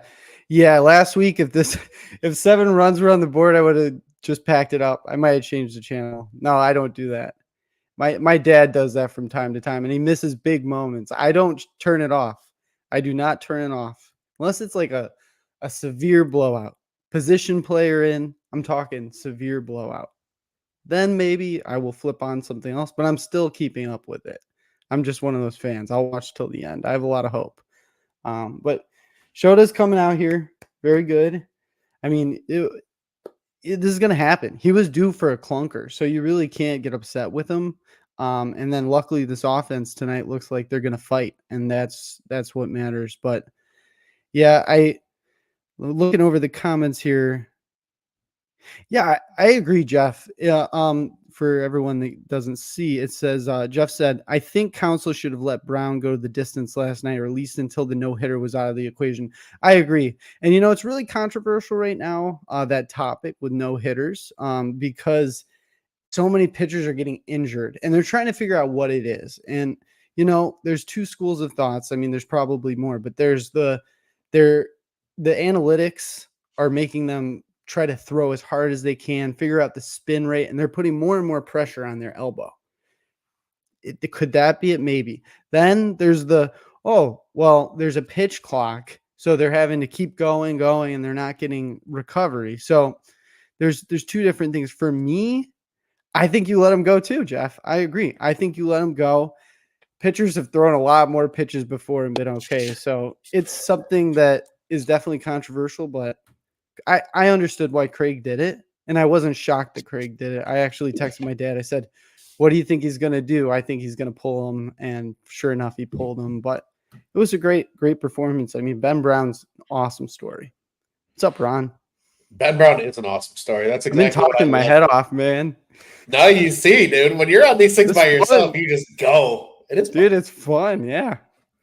It's a good time. Fun to Everyone's very fun. I don't think I got all the comments, and forgive me, everyone. I am not as good as Ron with keeping up with it all, but you are all wonderful, and I appreciate the comments. Oh, Hendrick's coming in here for a little bullpen relief. Oh, fuck. Yeah, I mean, let's see him get his hold. I want to see a hold right here. If he gets a hold, he needs to get a hold. I might commit to a 999 challenge. Oh, those are big words there. I know. And there's already a guy at first, one out. I think Adames is at first. If he comes in and doesn't give up a run. I think Rickest, Ben Brown was at like 88 pitches when he got pulled. 93. 93. Yeah, he was around. I know 90. That. Only. Ron's doing the 9 for 9 count. Really? Double play? Double play. Yeah. Now I think you got to do it. You put it in the universe. Maybe if they win the game, you can really think about doing it. Coming back from a deficit like that. Double or nothing. They got to win. They got to win. I like that. Yep. They got to win. Double or nothing. We got to finish this off. You got to get the offense going. Tell you what. 999. 9. You ready for this?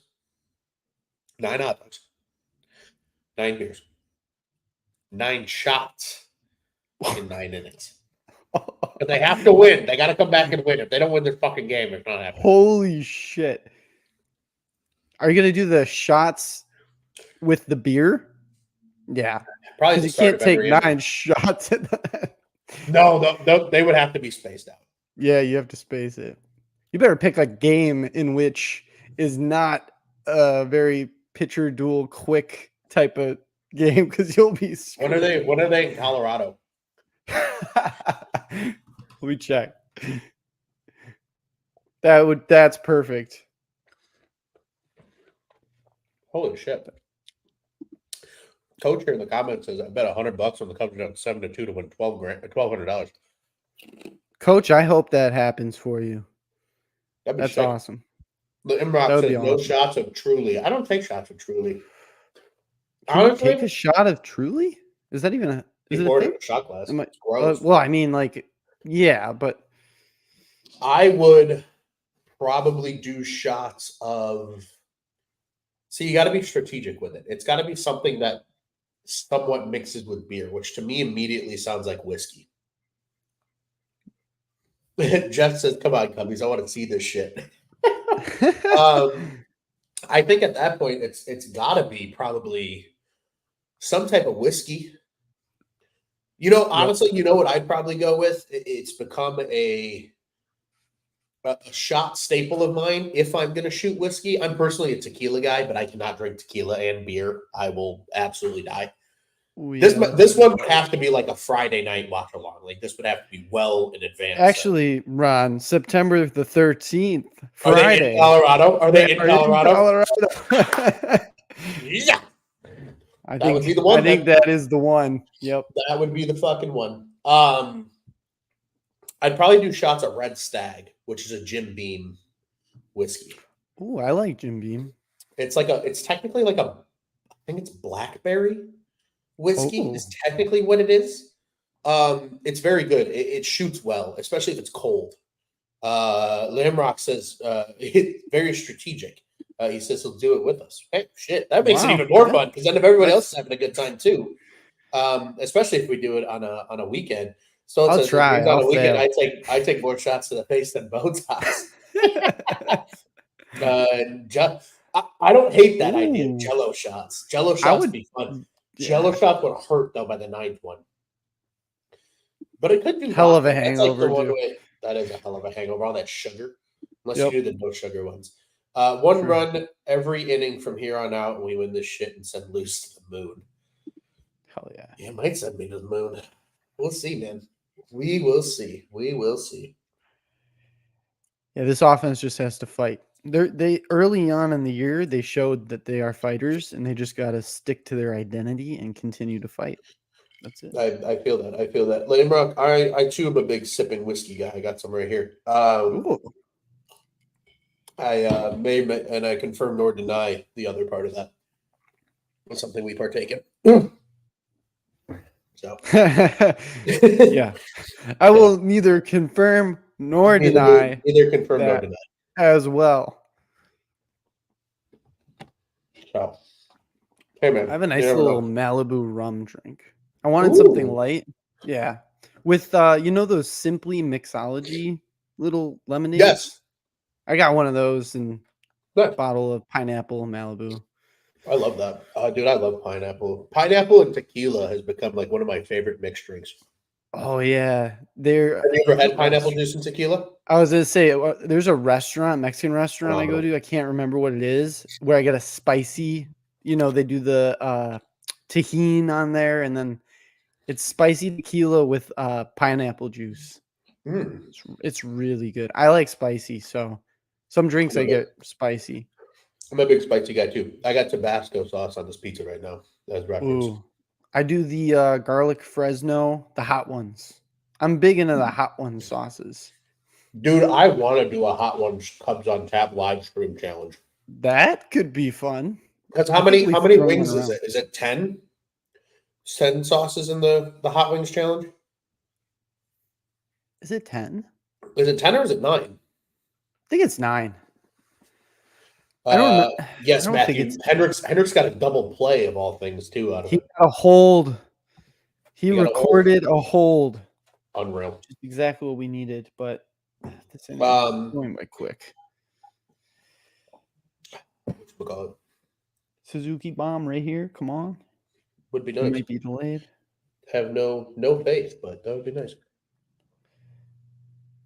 Did anyone go with Suzuki for Dinger? I think Juice did. Juice did. Nostra Juice needs one. No, Nostra Juice does not need one. He's got enough of a lead. I can tell you right now. Oh, nice hit. It was just a rip to Juice there. Juice took Seiya. Joey took Bellinger. You took Morel. I took Swanson. Tyler took Talkman. Yeah, I want to see Morel just tank one. We've really been missing out on that this year. I think he's going to catch stride when the weather really heats up, at Wrigley. He needs to get healthy. Yeah. He's playing through a lot. Injuries. He is, yeah. 100%. And they talk about it on the broadcast. That finger is still bothering him. You saw it yesterday. Yep. Yeah, 100%. I mean, even with that finger bothering him, and this might be a controversial take, and I'm sorry if it is, Madrigal should not be a defensive replacement. I don't care what anyone says, because a line drive right over his head. Come on. That's the game right there. Like we talked about this in one of the games where he was still in there, and we said if he was out of there for the defensive replacement, Madrigal's not getting that ball. Yeah. But not just that. I mean, I'm done with the Madrigal experiment. Just let Morel stay in there. Get another at bat late. I'd rather let Vasquez play at that point. Yeah. Yeah, we haven't really seen him. Get down. You bitch. I know. That's right. We'll come back out. Do it again. Try to put some runners on. Get some runners in. Yeah. Get him on, get him in, get him on, get him over, get him in.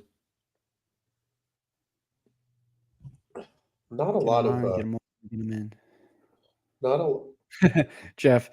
Not so mighty mouse for Nick Madrigal. I love that. That's fantastic. Where was that? Oh, here it is. Jeff. Not so mighty mouse. Not so mighty mouse. Yeah, it's been rough. And coming into this year, I was a Nick Madrigal kind of guy. I'm like, yeah, he gets on base. But now you really you can't say that. Now he doesn't get on base. Now he doesn't get on shit. Base. He's got like a 560 OPS. I mean, once he loses contact hitting, it's basically the what do you do here type of thing. Like, that's it. Because that's what he does best is get on base. Yeah, what are you here for? What do you do here again? Yeah, what? So, I mean, it's done. Like that experiment. Like you said, Vasquez. At this point in Chicago, the only ball player that has a worse OPS than Nick Madrigal is Andrew Benintendi. Not shocking. Did you see that today, by the way? I did. 491. Some of my qualified players, that is like the worst of like horrible. All time. It's like the worst since like 19, since our parents were born. I know. I'm not gonna lie to you. One of my guilty pleasures, my girlfriend knows this best, is I like to listen to the Sox podcast when they're losing. I don't know why. It's horrible. I get a lot of joy. You're just like hearing your cousin yell and scream. My cousin antagonized me my whole life growing up. 2005 was miserable. And now it's come back around, my friend. It's come back around. And it's not pretty at all. Let's just put it that way. I love that shit. That is so funny. I will jump in the comment section of the Sox on Tap guys when they're live, if they're live after us, and purposely be an asshole. Like I'll jump in there and I'll be like, oh, I thought this guy wasn't good. Or I thought this guy was so good, guys. I like to play devil's advocate. It's fun. That's great. Oh, fuck. Kyle Hendricks is back out again. I'm actually not shocked. No, I don't know. It depends. If he doesn't give up a long ball, then yes. If he does, no. If he gets through this without giving up a run, I would be appalled. Well, he just got the first out. So there you go. There's one. We like that. Where are they at in the lineup here? Who's up? Oh, Bowers is what, the 5-hitter? So 5, 6, 7, I think. Yeah, 5, 6, 7. Bowers is either 5 or 6. Well, usually he's 5 or 6. I don't know what it is tonight. I would know if they weren't showing a Wintrust ad in the middle of the scoreboard. What the hell? Everywhere I look in baseball, there's these little advertisements. One of my biggest pet peeves is in the middle of the inning, the advertisement. 6, 7, 8. Perkins is the 7-hitter. Okay. Yeah, these advertisements are out of control. Oops. Matt says he's long relieved, can't go more than 2 times through the order. Agree wholeheartedly. 2 outs. Oh, baby. Making Cody Bellinger work like a motherfucker for those outs, but making him work. So, Rickus, when we were going through this, the Wintrust ads were all over the fucking place. So that's why we didn't know. And we're trying to pay attention here while paying. Well, mine's over here. The scoreboard itself is a square. Okay. They turned the entire square into a Wintrust had. Where normally, obviously, we know the score would be the pitch count, all that stuff. They're getting sneaky with those ads. Just pay attention. You'll see they're getting sneaky. Every baseball team and sports in general. Kyle Hendricks has gotten 5 outs on 9 pitches. That's pretty great. That's what we need in that bullpen. Unreal. If you can have like a long relief guy, like if he works out, that is a perfect. That's exactly what we needed. That's the way you ride him into retirement, baby. 100%. He came up in the minors. He was in the bullpen a little bit, right? I think so. Oh, I don't remember, dude. I think he talked about that he can fall back on some of his stuff in the minors because he was in the bullpen. I think I was still going through puberty when he was in the minors, man. Yeah. Being straight up, you know what I mean? It's true. Matthew's right. Kyle Hendricks is a team player. That dude, he's the epitome of a dude that's like, what do you need me to do? I'll do whatever the fuck you need me to do. Like, just send me out there and we'll figure it out from there. I've been told we will have a co-host joining us not too long from now for the last 3 innings or so. All right. Whew, my mouth is on fucking fire right now from all the Tabasco sauce. So good, though. So good. Dude, you should see this. We have a whole drawer here in the apartment of just spices and hot sauce. I have like 8 or 9 different hot sauces in this apartment right now. I have about like 6. Yeah, I have a blueberry ghost pepper hot sauce that I got at the farmer's market. It's made with real blueberries. Sounds heavenly. It's hotter than a motherfucker. It don't even taste like blueberries. It tastes like your pain. That's all it tastes like. Because it's ghost pepper? It's ghost pepper. I got a ghost pepper Miss Melinda's, I believe it is. Melinda's hot sauce. I've got Tapatio. That's like my OG clutch one. Yeah. Tabasco, Louisiana, Truff. The Truff hot sauce is banging. The Truff hot sauce is good. And then Valentina? No Valentina. I do like Valentina. I just don't have. I like it in my ramen. That's like I use it a lot. I'm a big Cholula guy. Ooh, yeah, I like Cholula too. Who's this guy? Cholula. What? We're talking about hot sauce. We're talking about doing a hot wing challenge. Jeff says drawer of hot sauce. Did we just become friends? I think we did. I've got a whole drawer of that shit. Wait a minute. Did you guys say hot sauce? Yeah. Well, hang on. Ooh. Tyler's on mobile, so he can move around. Oh yeah. We can all get our collections here. I'm too scared. I'm too scared to. Hang on. A minute. Rick says he's got the Da Bomb Beyond Insanity. Speaking of the devil, it's like they had it at Sam's Club, and it's like a Hot Ones knockoff. Like you start up here and see, as you can see, that's the only one that's been taken out because but it goes.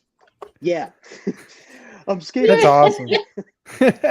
I'm a little scared to do it, but you don't want to venture out. It's like I do, but I don't. You know, it's kind of like it's kind of like it's kind of like watching scary movies. Like I want to watch them, and it's like I want to be scared, but I don't want to be scared. It's like I'm scared to watch. My wife gives me a hard time about it. What's the movie? Late Night with the Devil that just came out. Like I want to watch it, but I don't want to watch it. You know. I hate scary movies. I hate scary movies. So I can respect that. Tyler, it's funny. My God. We just talked about how did he catch that? Was this Perkins again? Yes, Perkins again. Dude, I'm tired of Perkins. Fire him back to Nashville. Oh my goodness.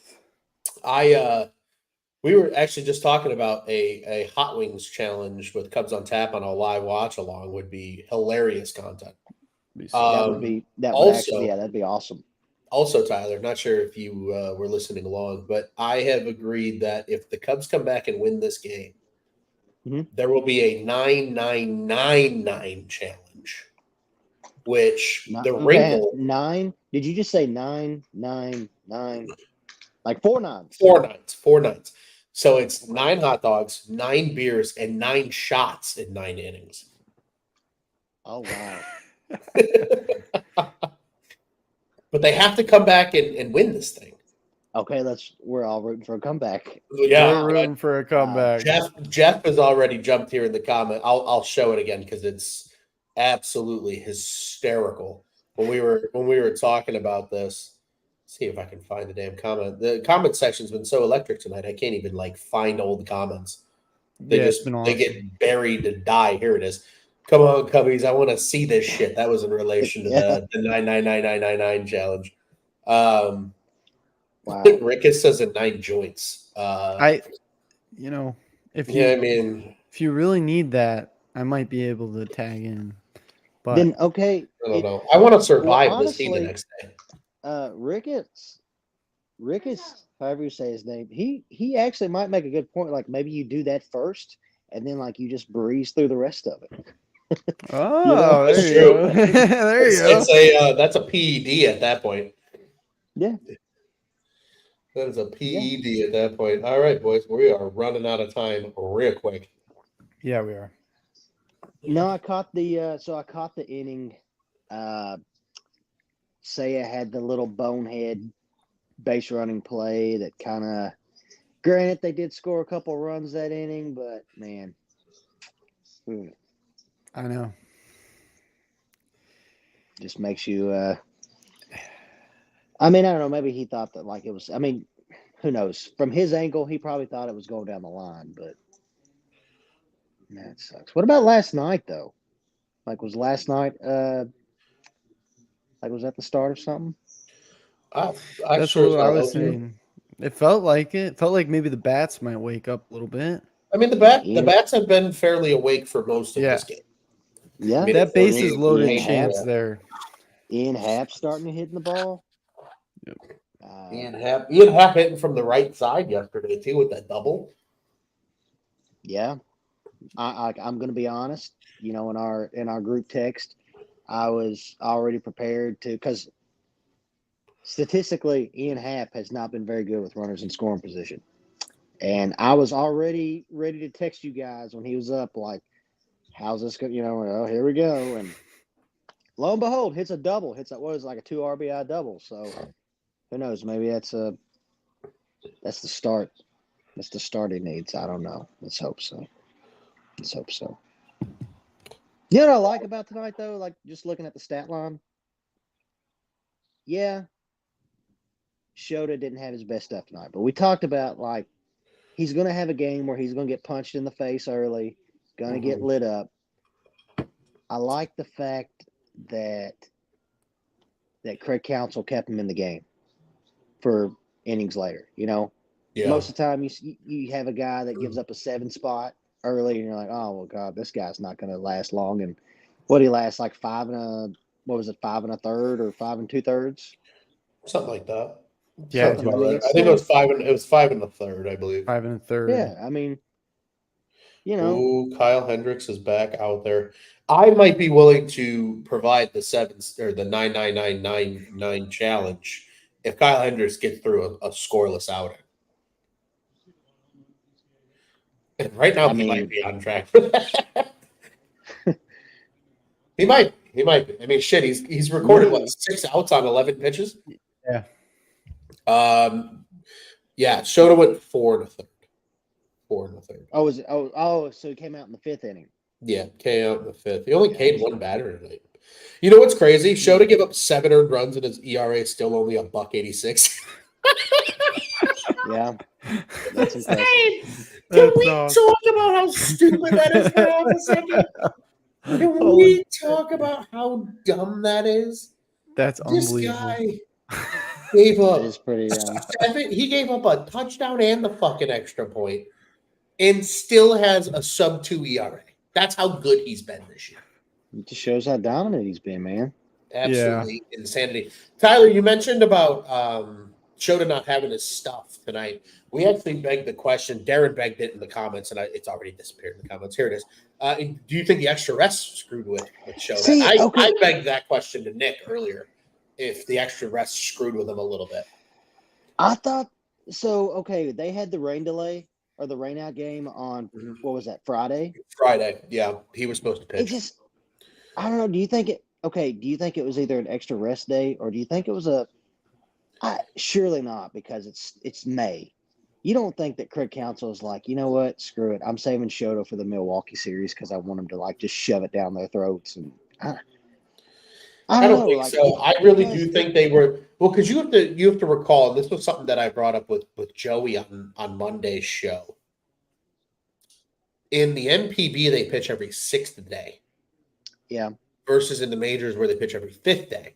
So for a guy who's not used to the shorter rest, that was my true. thought was it was a reset for him to get used to the 5 days because ended up getting what 10 days of full rest.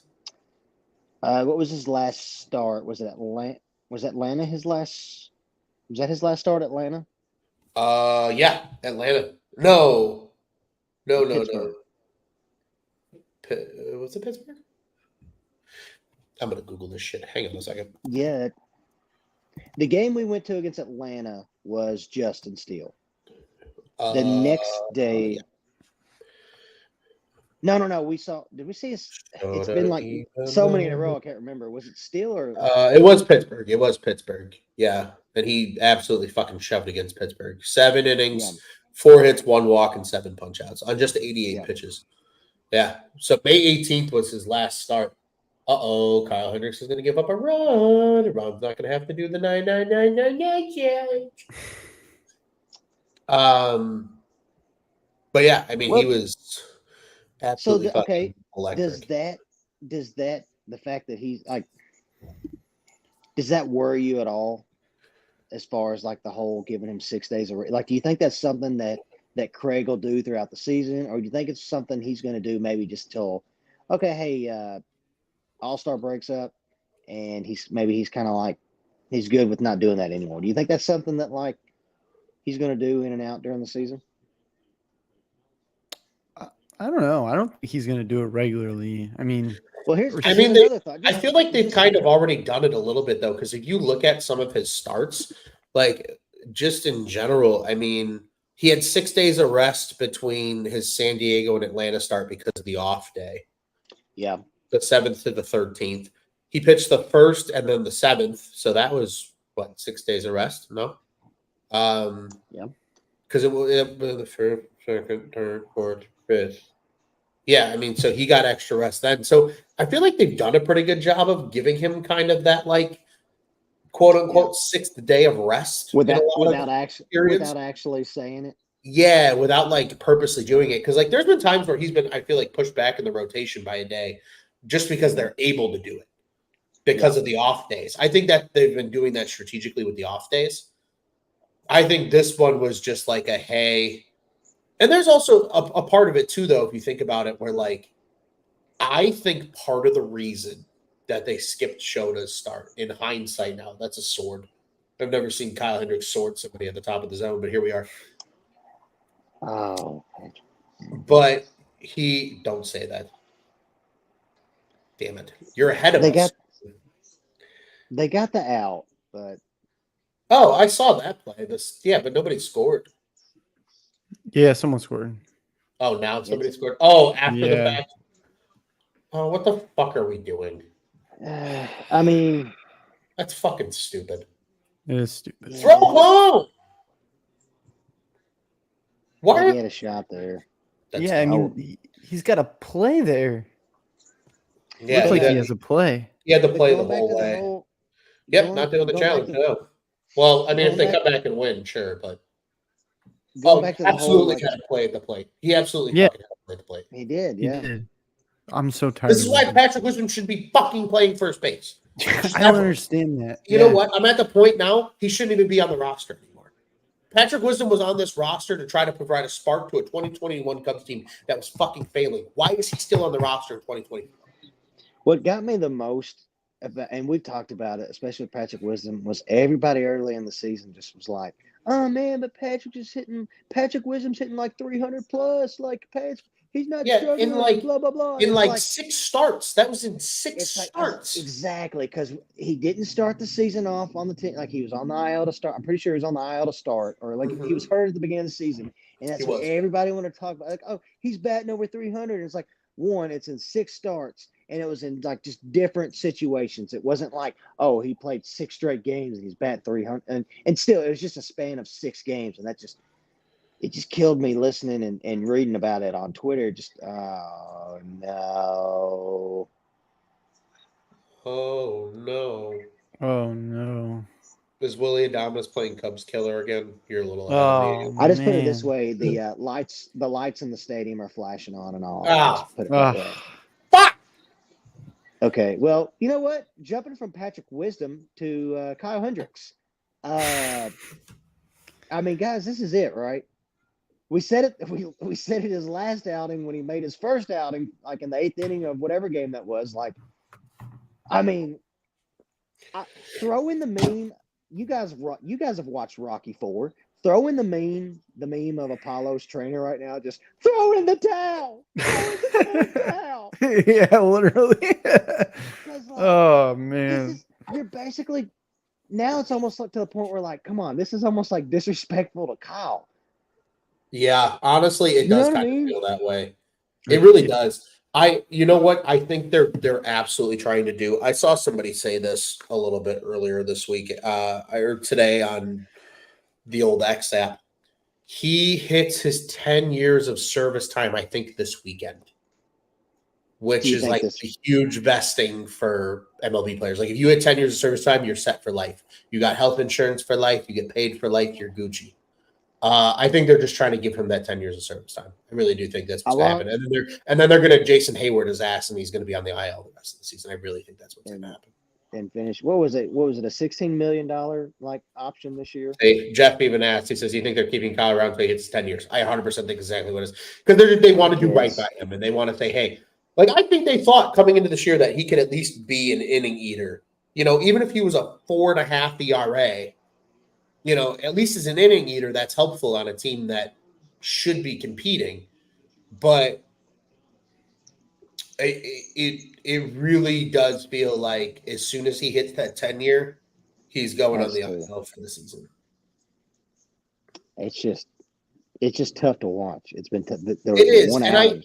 and I feel for him, and I really do, and I think a lot of that comes back to like the injury that he sustained. Like I think last season with the kind of the last go that he had after that Yeah. injury. Because remember, like, I mean, 2022 was a horrendous year for him. He missed a ton of time. Comes back in 2023, albeit late. Remember, he came back off the IL late and shoved. I mean, he was great. And I think that was just his last gas after that injury, where now I think just the injury has caught up to him. And age and mother, you know, and father time and mother nature and all that crazy shit has caught up to him.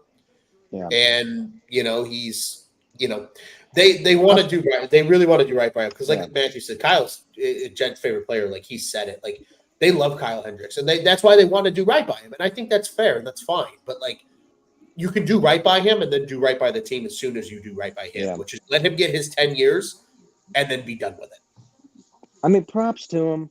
Props to him for making it 10 years with the stuff that he has, because most people wouldn't. I'll say that. I mean, look at guys like Alec Mills was a similar pitcher. Zach Davis was a similar pitcher. Oh, Zach and Davies, those guys, fuck that guy. Yeah, for so many other, for a whole different reason, but most guys, especially in today's game, and even in the past 5 years with the way just things have changed, like I will say, props to him with the stuff that he's had. Most people wouldn't have been able to last 10 years in the league with that kind of stuff. Yeah, especially in today's day and age. You know, granted, okay, Tyler, Greg Maddux. I get it. Greg Maddux was Greg Maddux, though. Yeah, but Greg Maddux also pitched in a time where very few guys were throwing 99 and 100 like they are today. Exactly.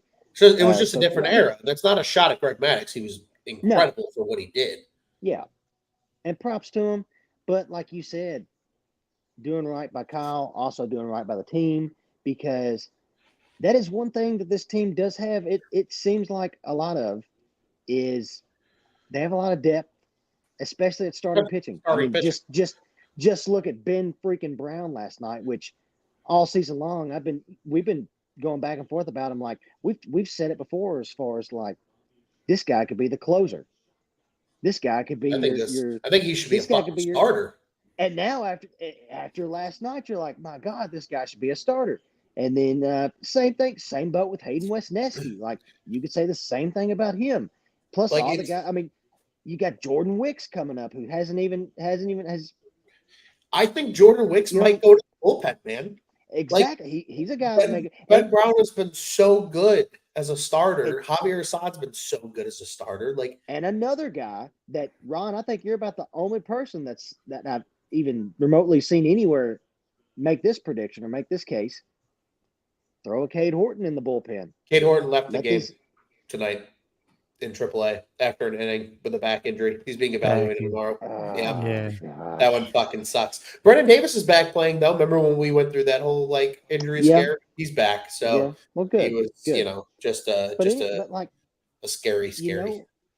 You know what Ben Brown can do. You know what we know what Hayden can do. We know what all these other guys can do as far as your starters. So like, it's a good problem, if you want to even call it a problem. It's a good thing it's a good issue to have right now. And so hopefully it'd be nice to see the team do right by Kyle, but at the same time with just what they have right now, I mean, this may be one of the last games. Brandon B said it here amongst some other comments. He says the Cubs shouldn't be a charity, and then on top of that, Hank kind of chimed in a little bit earlier in that, saying blowing a season for sentimentality, try saying that 10 times fast, is not smart. And I agree. And it's a delicate balance. It really is. Stolen says Dansby needs to sit tomorrow for Vasquez. I think that's a very realistic possibility, because here's the thing. And I had a piece teed up yesterday, and then my stupid ass got a freaking head cold and I was useless yesterday. Jed spoke before the game in Milwaukee yesterday. And I have the quote. So let me grab it and I'm going to read it, because I very much think this is coming. Like, this is going to happen. And they have to give a realistic chance to this whole thing.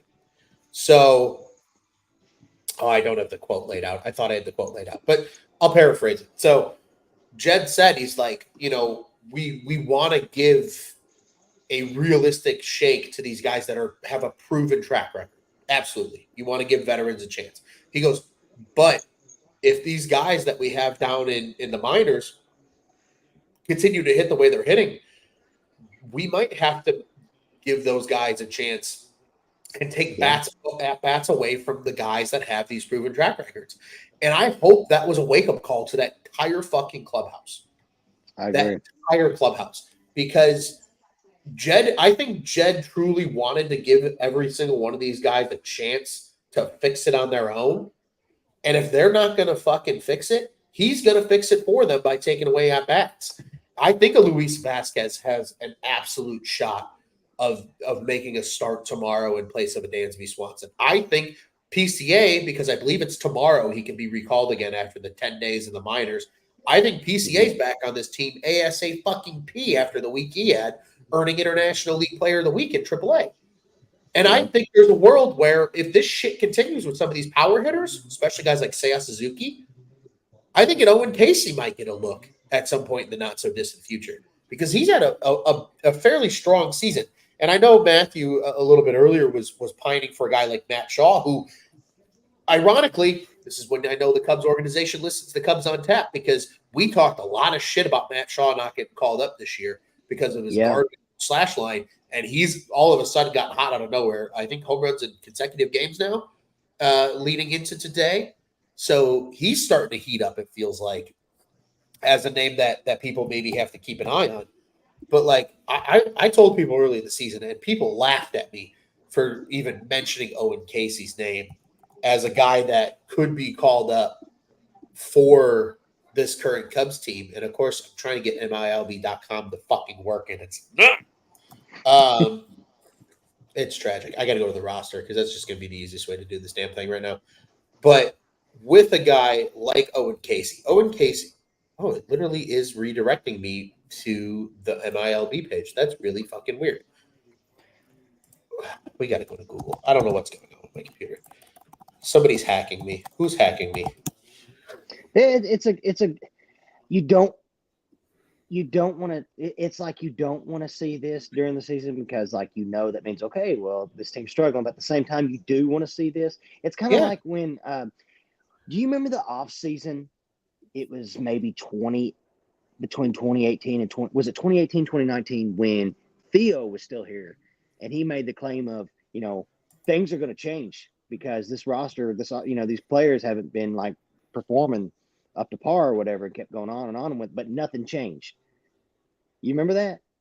Like when Theo came in, it's like maybe 2020. And so now you see Jed, kind of sort of saying the same thing, maybe not as like stern about it, but as far as like, hey, we may give some guys an opportunity, and hopefully he follows through with it. I mean, like you said, you don't want to see these guys like a Dansby and Saya who are struggling. You don't want to see them, you don't want to see them lose their spot, but at the same time, like maybe like you said, maybe it's a wake up call to be like, hey, look, yeah, I've got a contract, but that doesn't mean that spot in right field, that spot at short is guaranteed every game.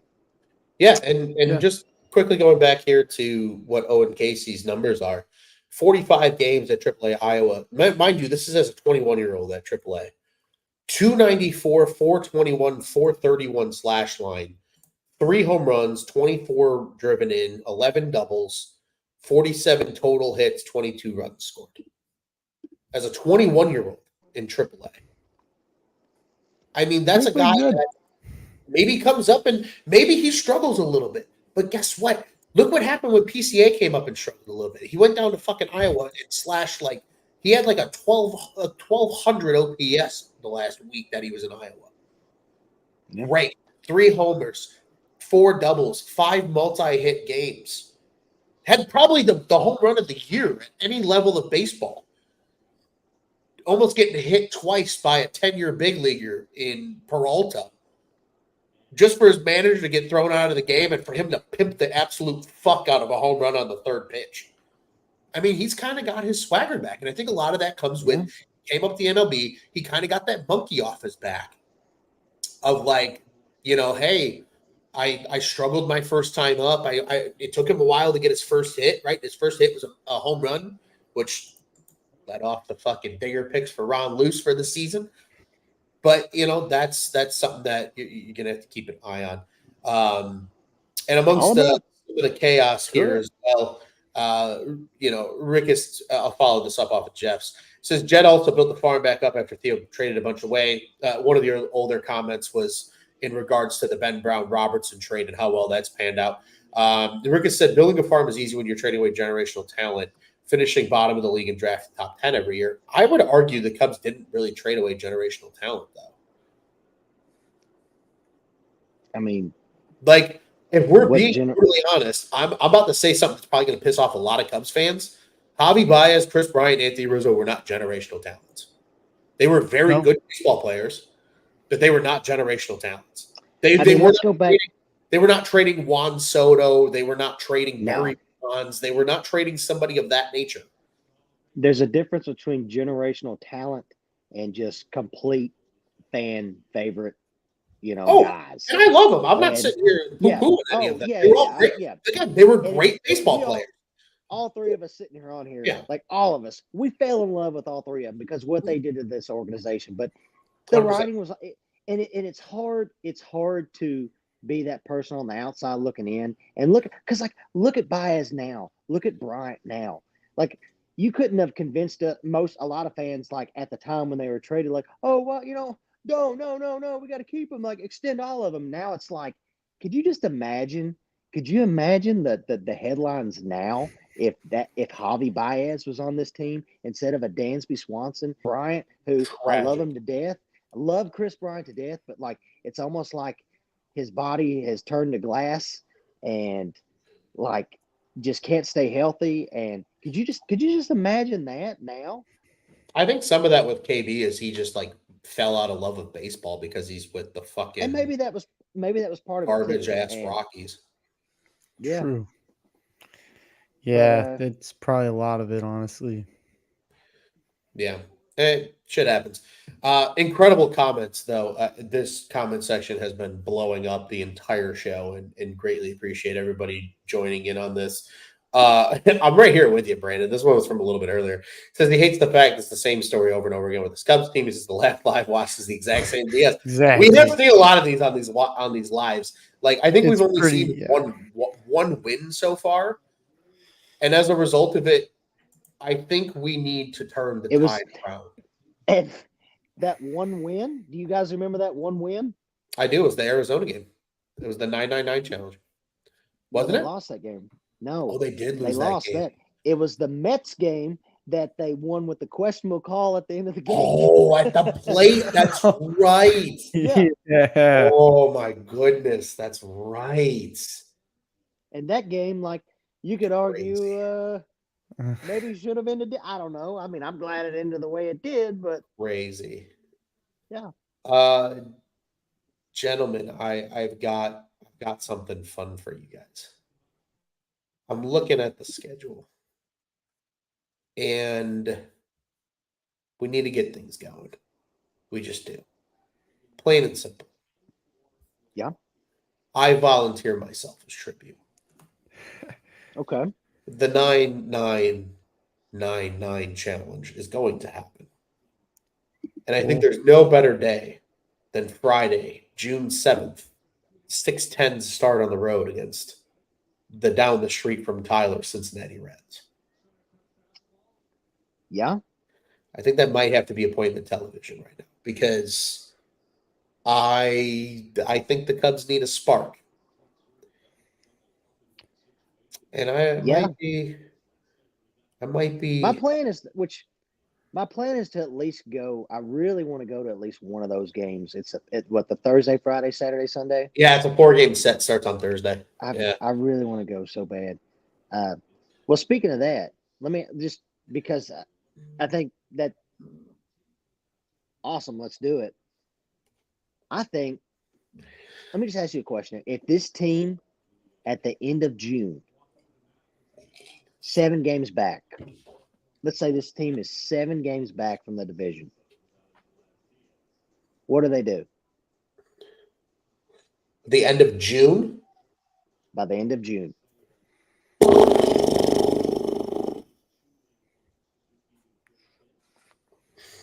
I don't know.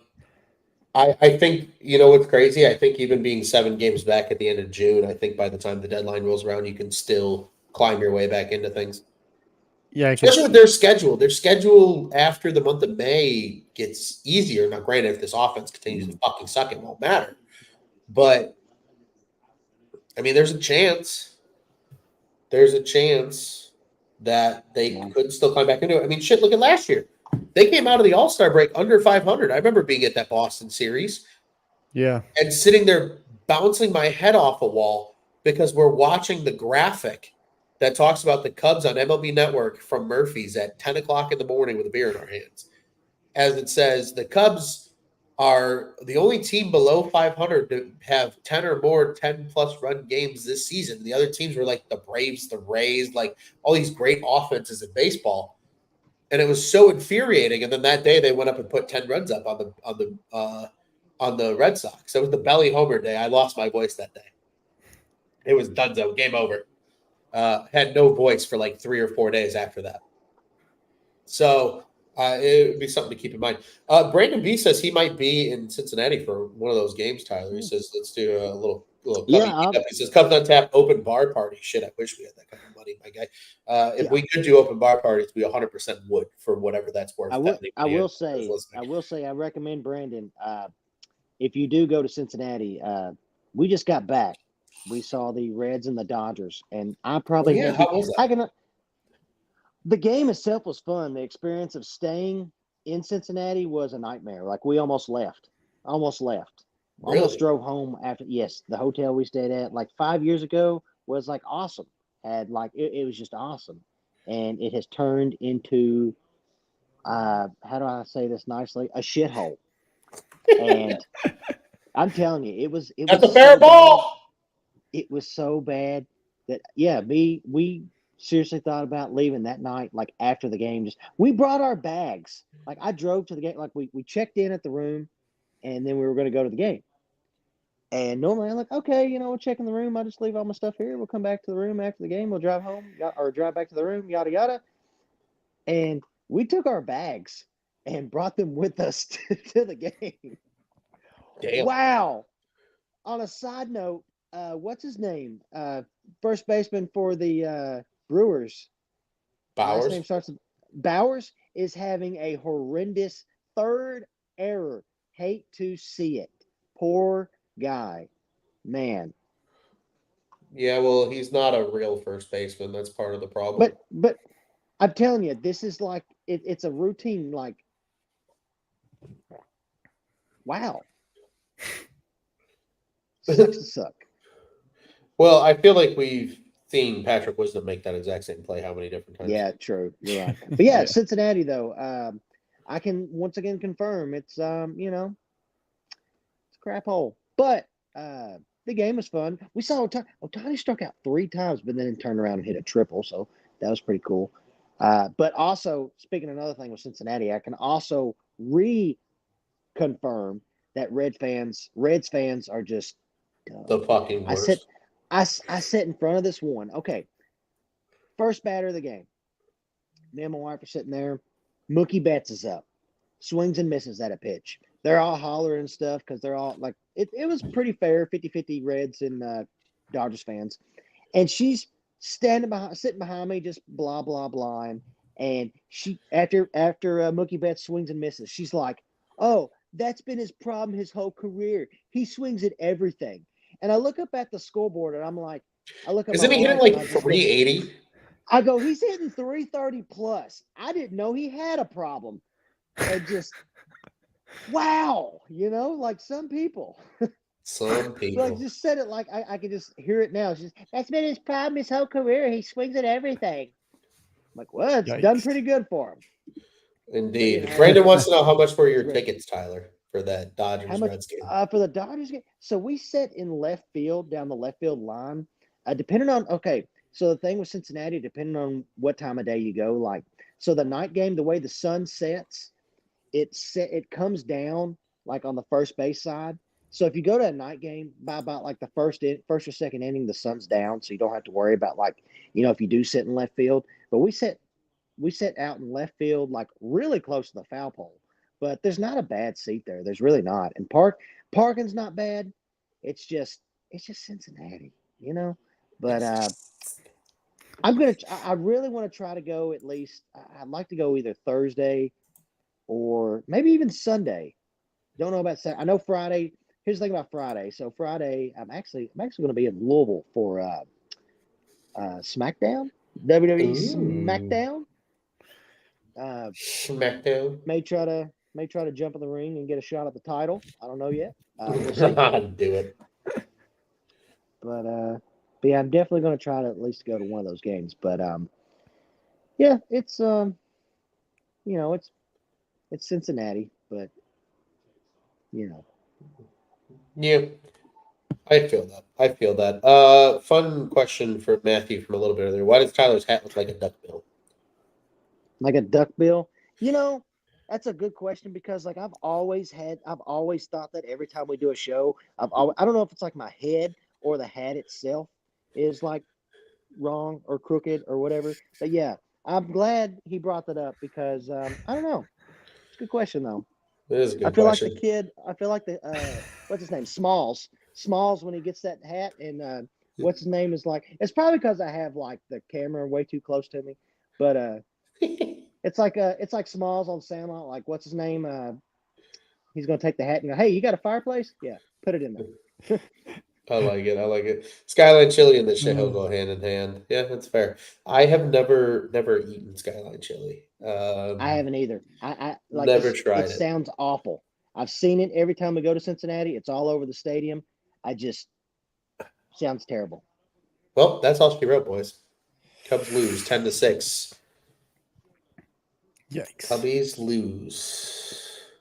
You got to salvage it tomorrow, man. Who's on the mound tomorrow? Is it a side? Tyone, I think. Tyone? Tyone tomorrow. Tyone? Yeah. All right. Got to salvage it tomorrow, man. Got to. I mean, they scored 6 runs. That's a plus, I guess. Yeah, it is a plus. Hopefully they can build on it sucks that Shota got lit up the way that he did.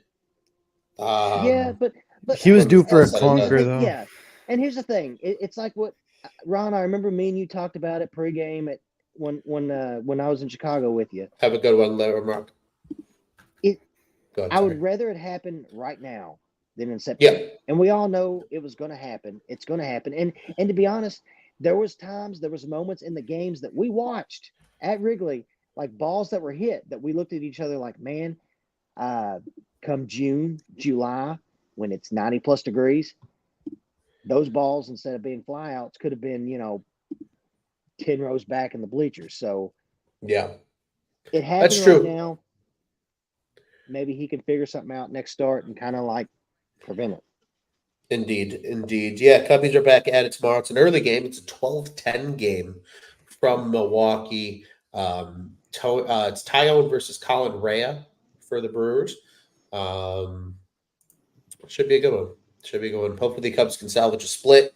They come back to Wrigley on Friday. I will be at the game on Friday. That is against the Cincinnati Reds. That starts a 3-game set here in Chicago. Cubbies got a 1:20 on Friday. It's a night game on Saturday because they're the Fox national game on Saturday night. And then on Sunday, it's back to a 1:20 start here from Chicago, Illinois. Then it's an off day, and then the Cubs host 2 for the shitbag White Sox on the other side of town here at Wrigley.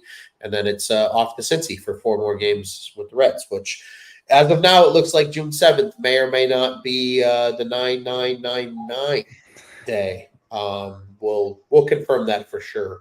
I got to make sure my life is in order that day.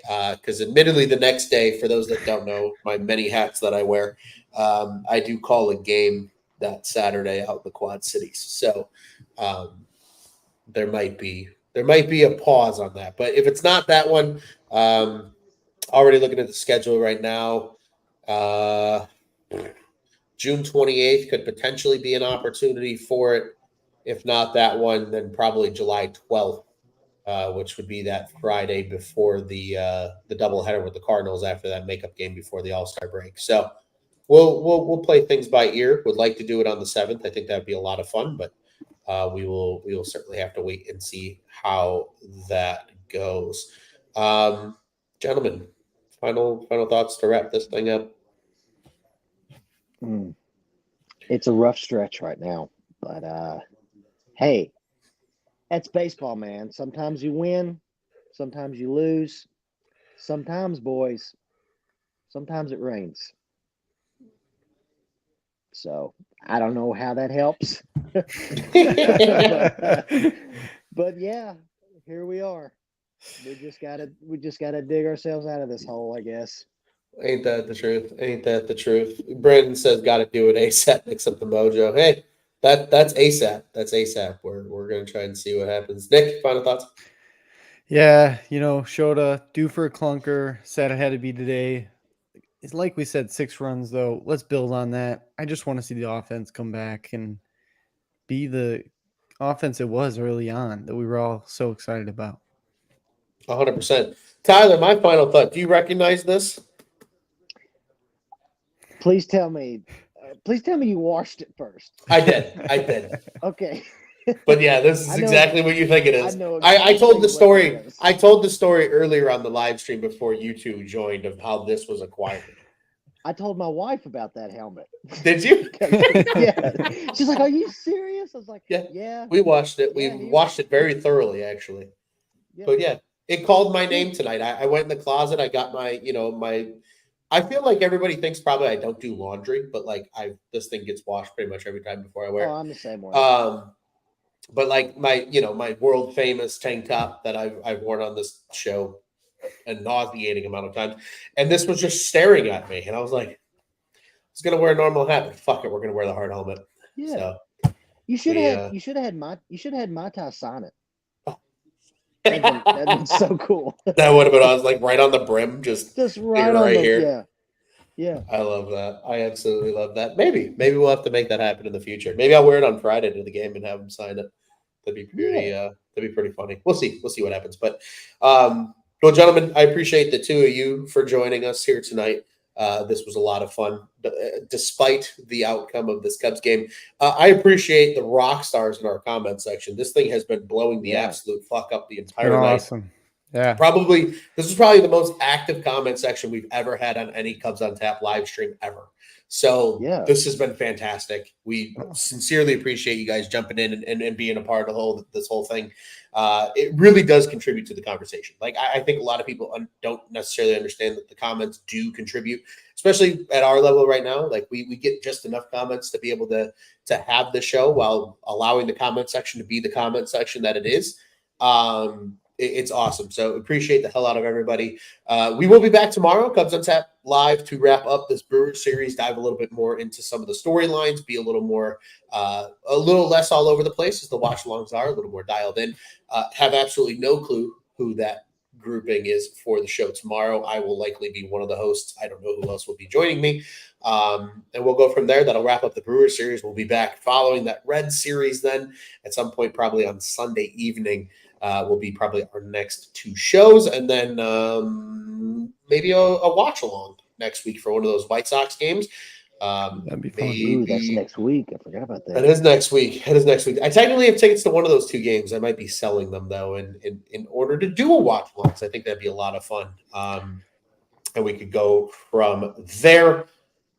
Gentlemen, I appreciate you guys once again. As always, follow us at Cubbies on Tap on the socials, at Loose on Tap, at Nick_on Tap, at TeddyFreddy270.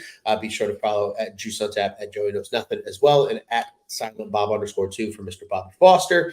Follow our friends over at the Dingers Podcast at Dinger Cubs. Follow all of our other great shows here at the On Tap Sports Network. Bulls, Bears, Blackhawks. You guys know the drill. Bears on Tap was live tonight. Four Feathers will be live soon. There's some Blackhawks topics to talk about here in the near future. And the Bulls on Tap guys do a great job as well. So be sure to follow them. And as always, Cubs fans, or if you're Nick and you want to listen to them suffer, send your Sox friends to our Sox friends. They can be friends over at Sox on Tap and wallow in the misery that is Southside baseball at the current moment.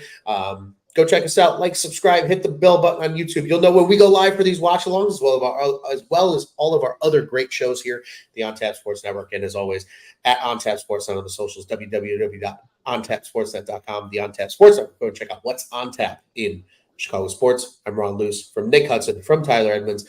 We appreciate everybody joining us, and boys, what do you say? We got to hear the Ohio Cubs on tap? F the Brewers, F the Cardinals, all of them. Fuck them all. Every single one of them. And let's go Cubbies, baby.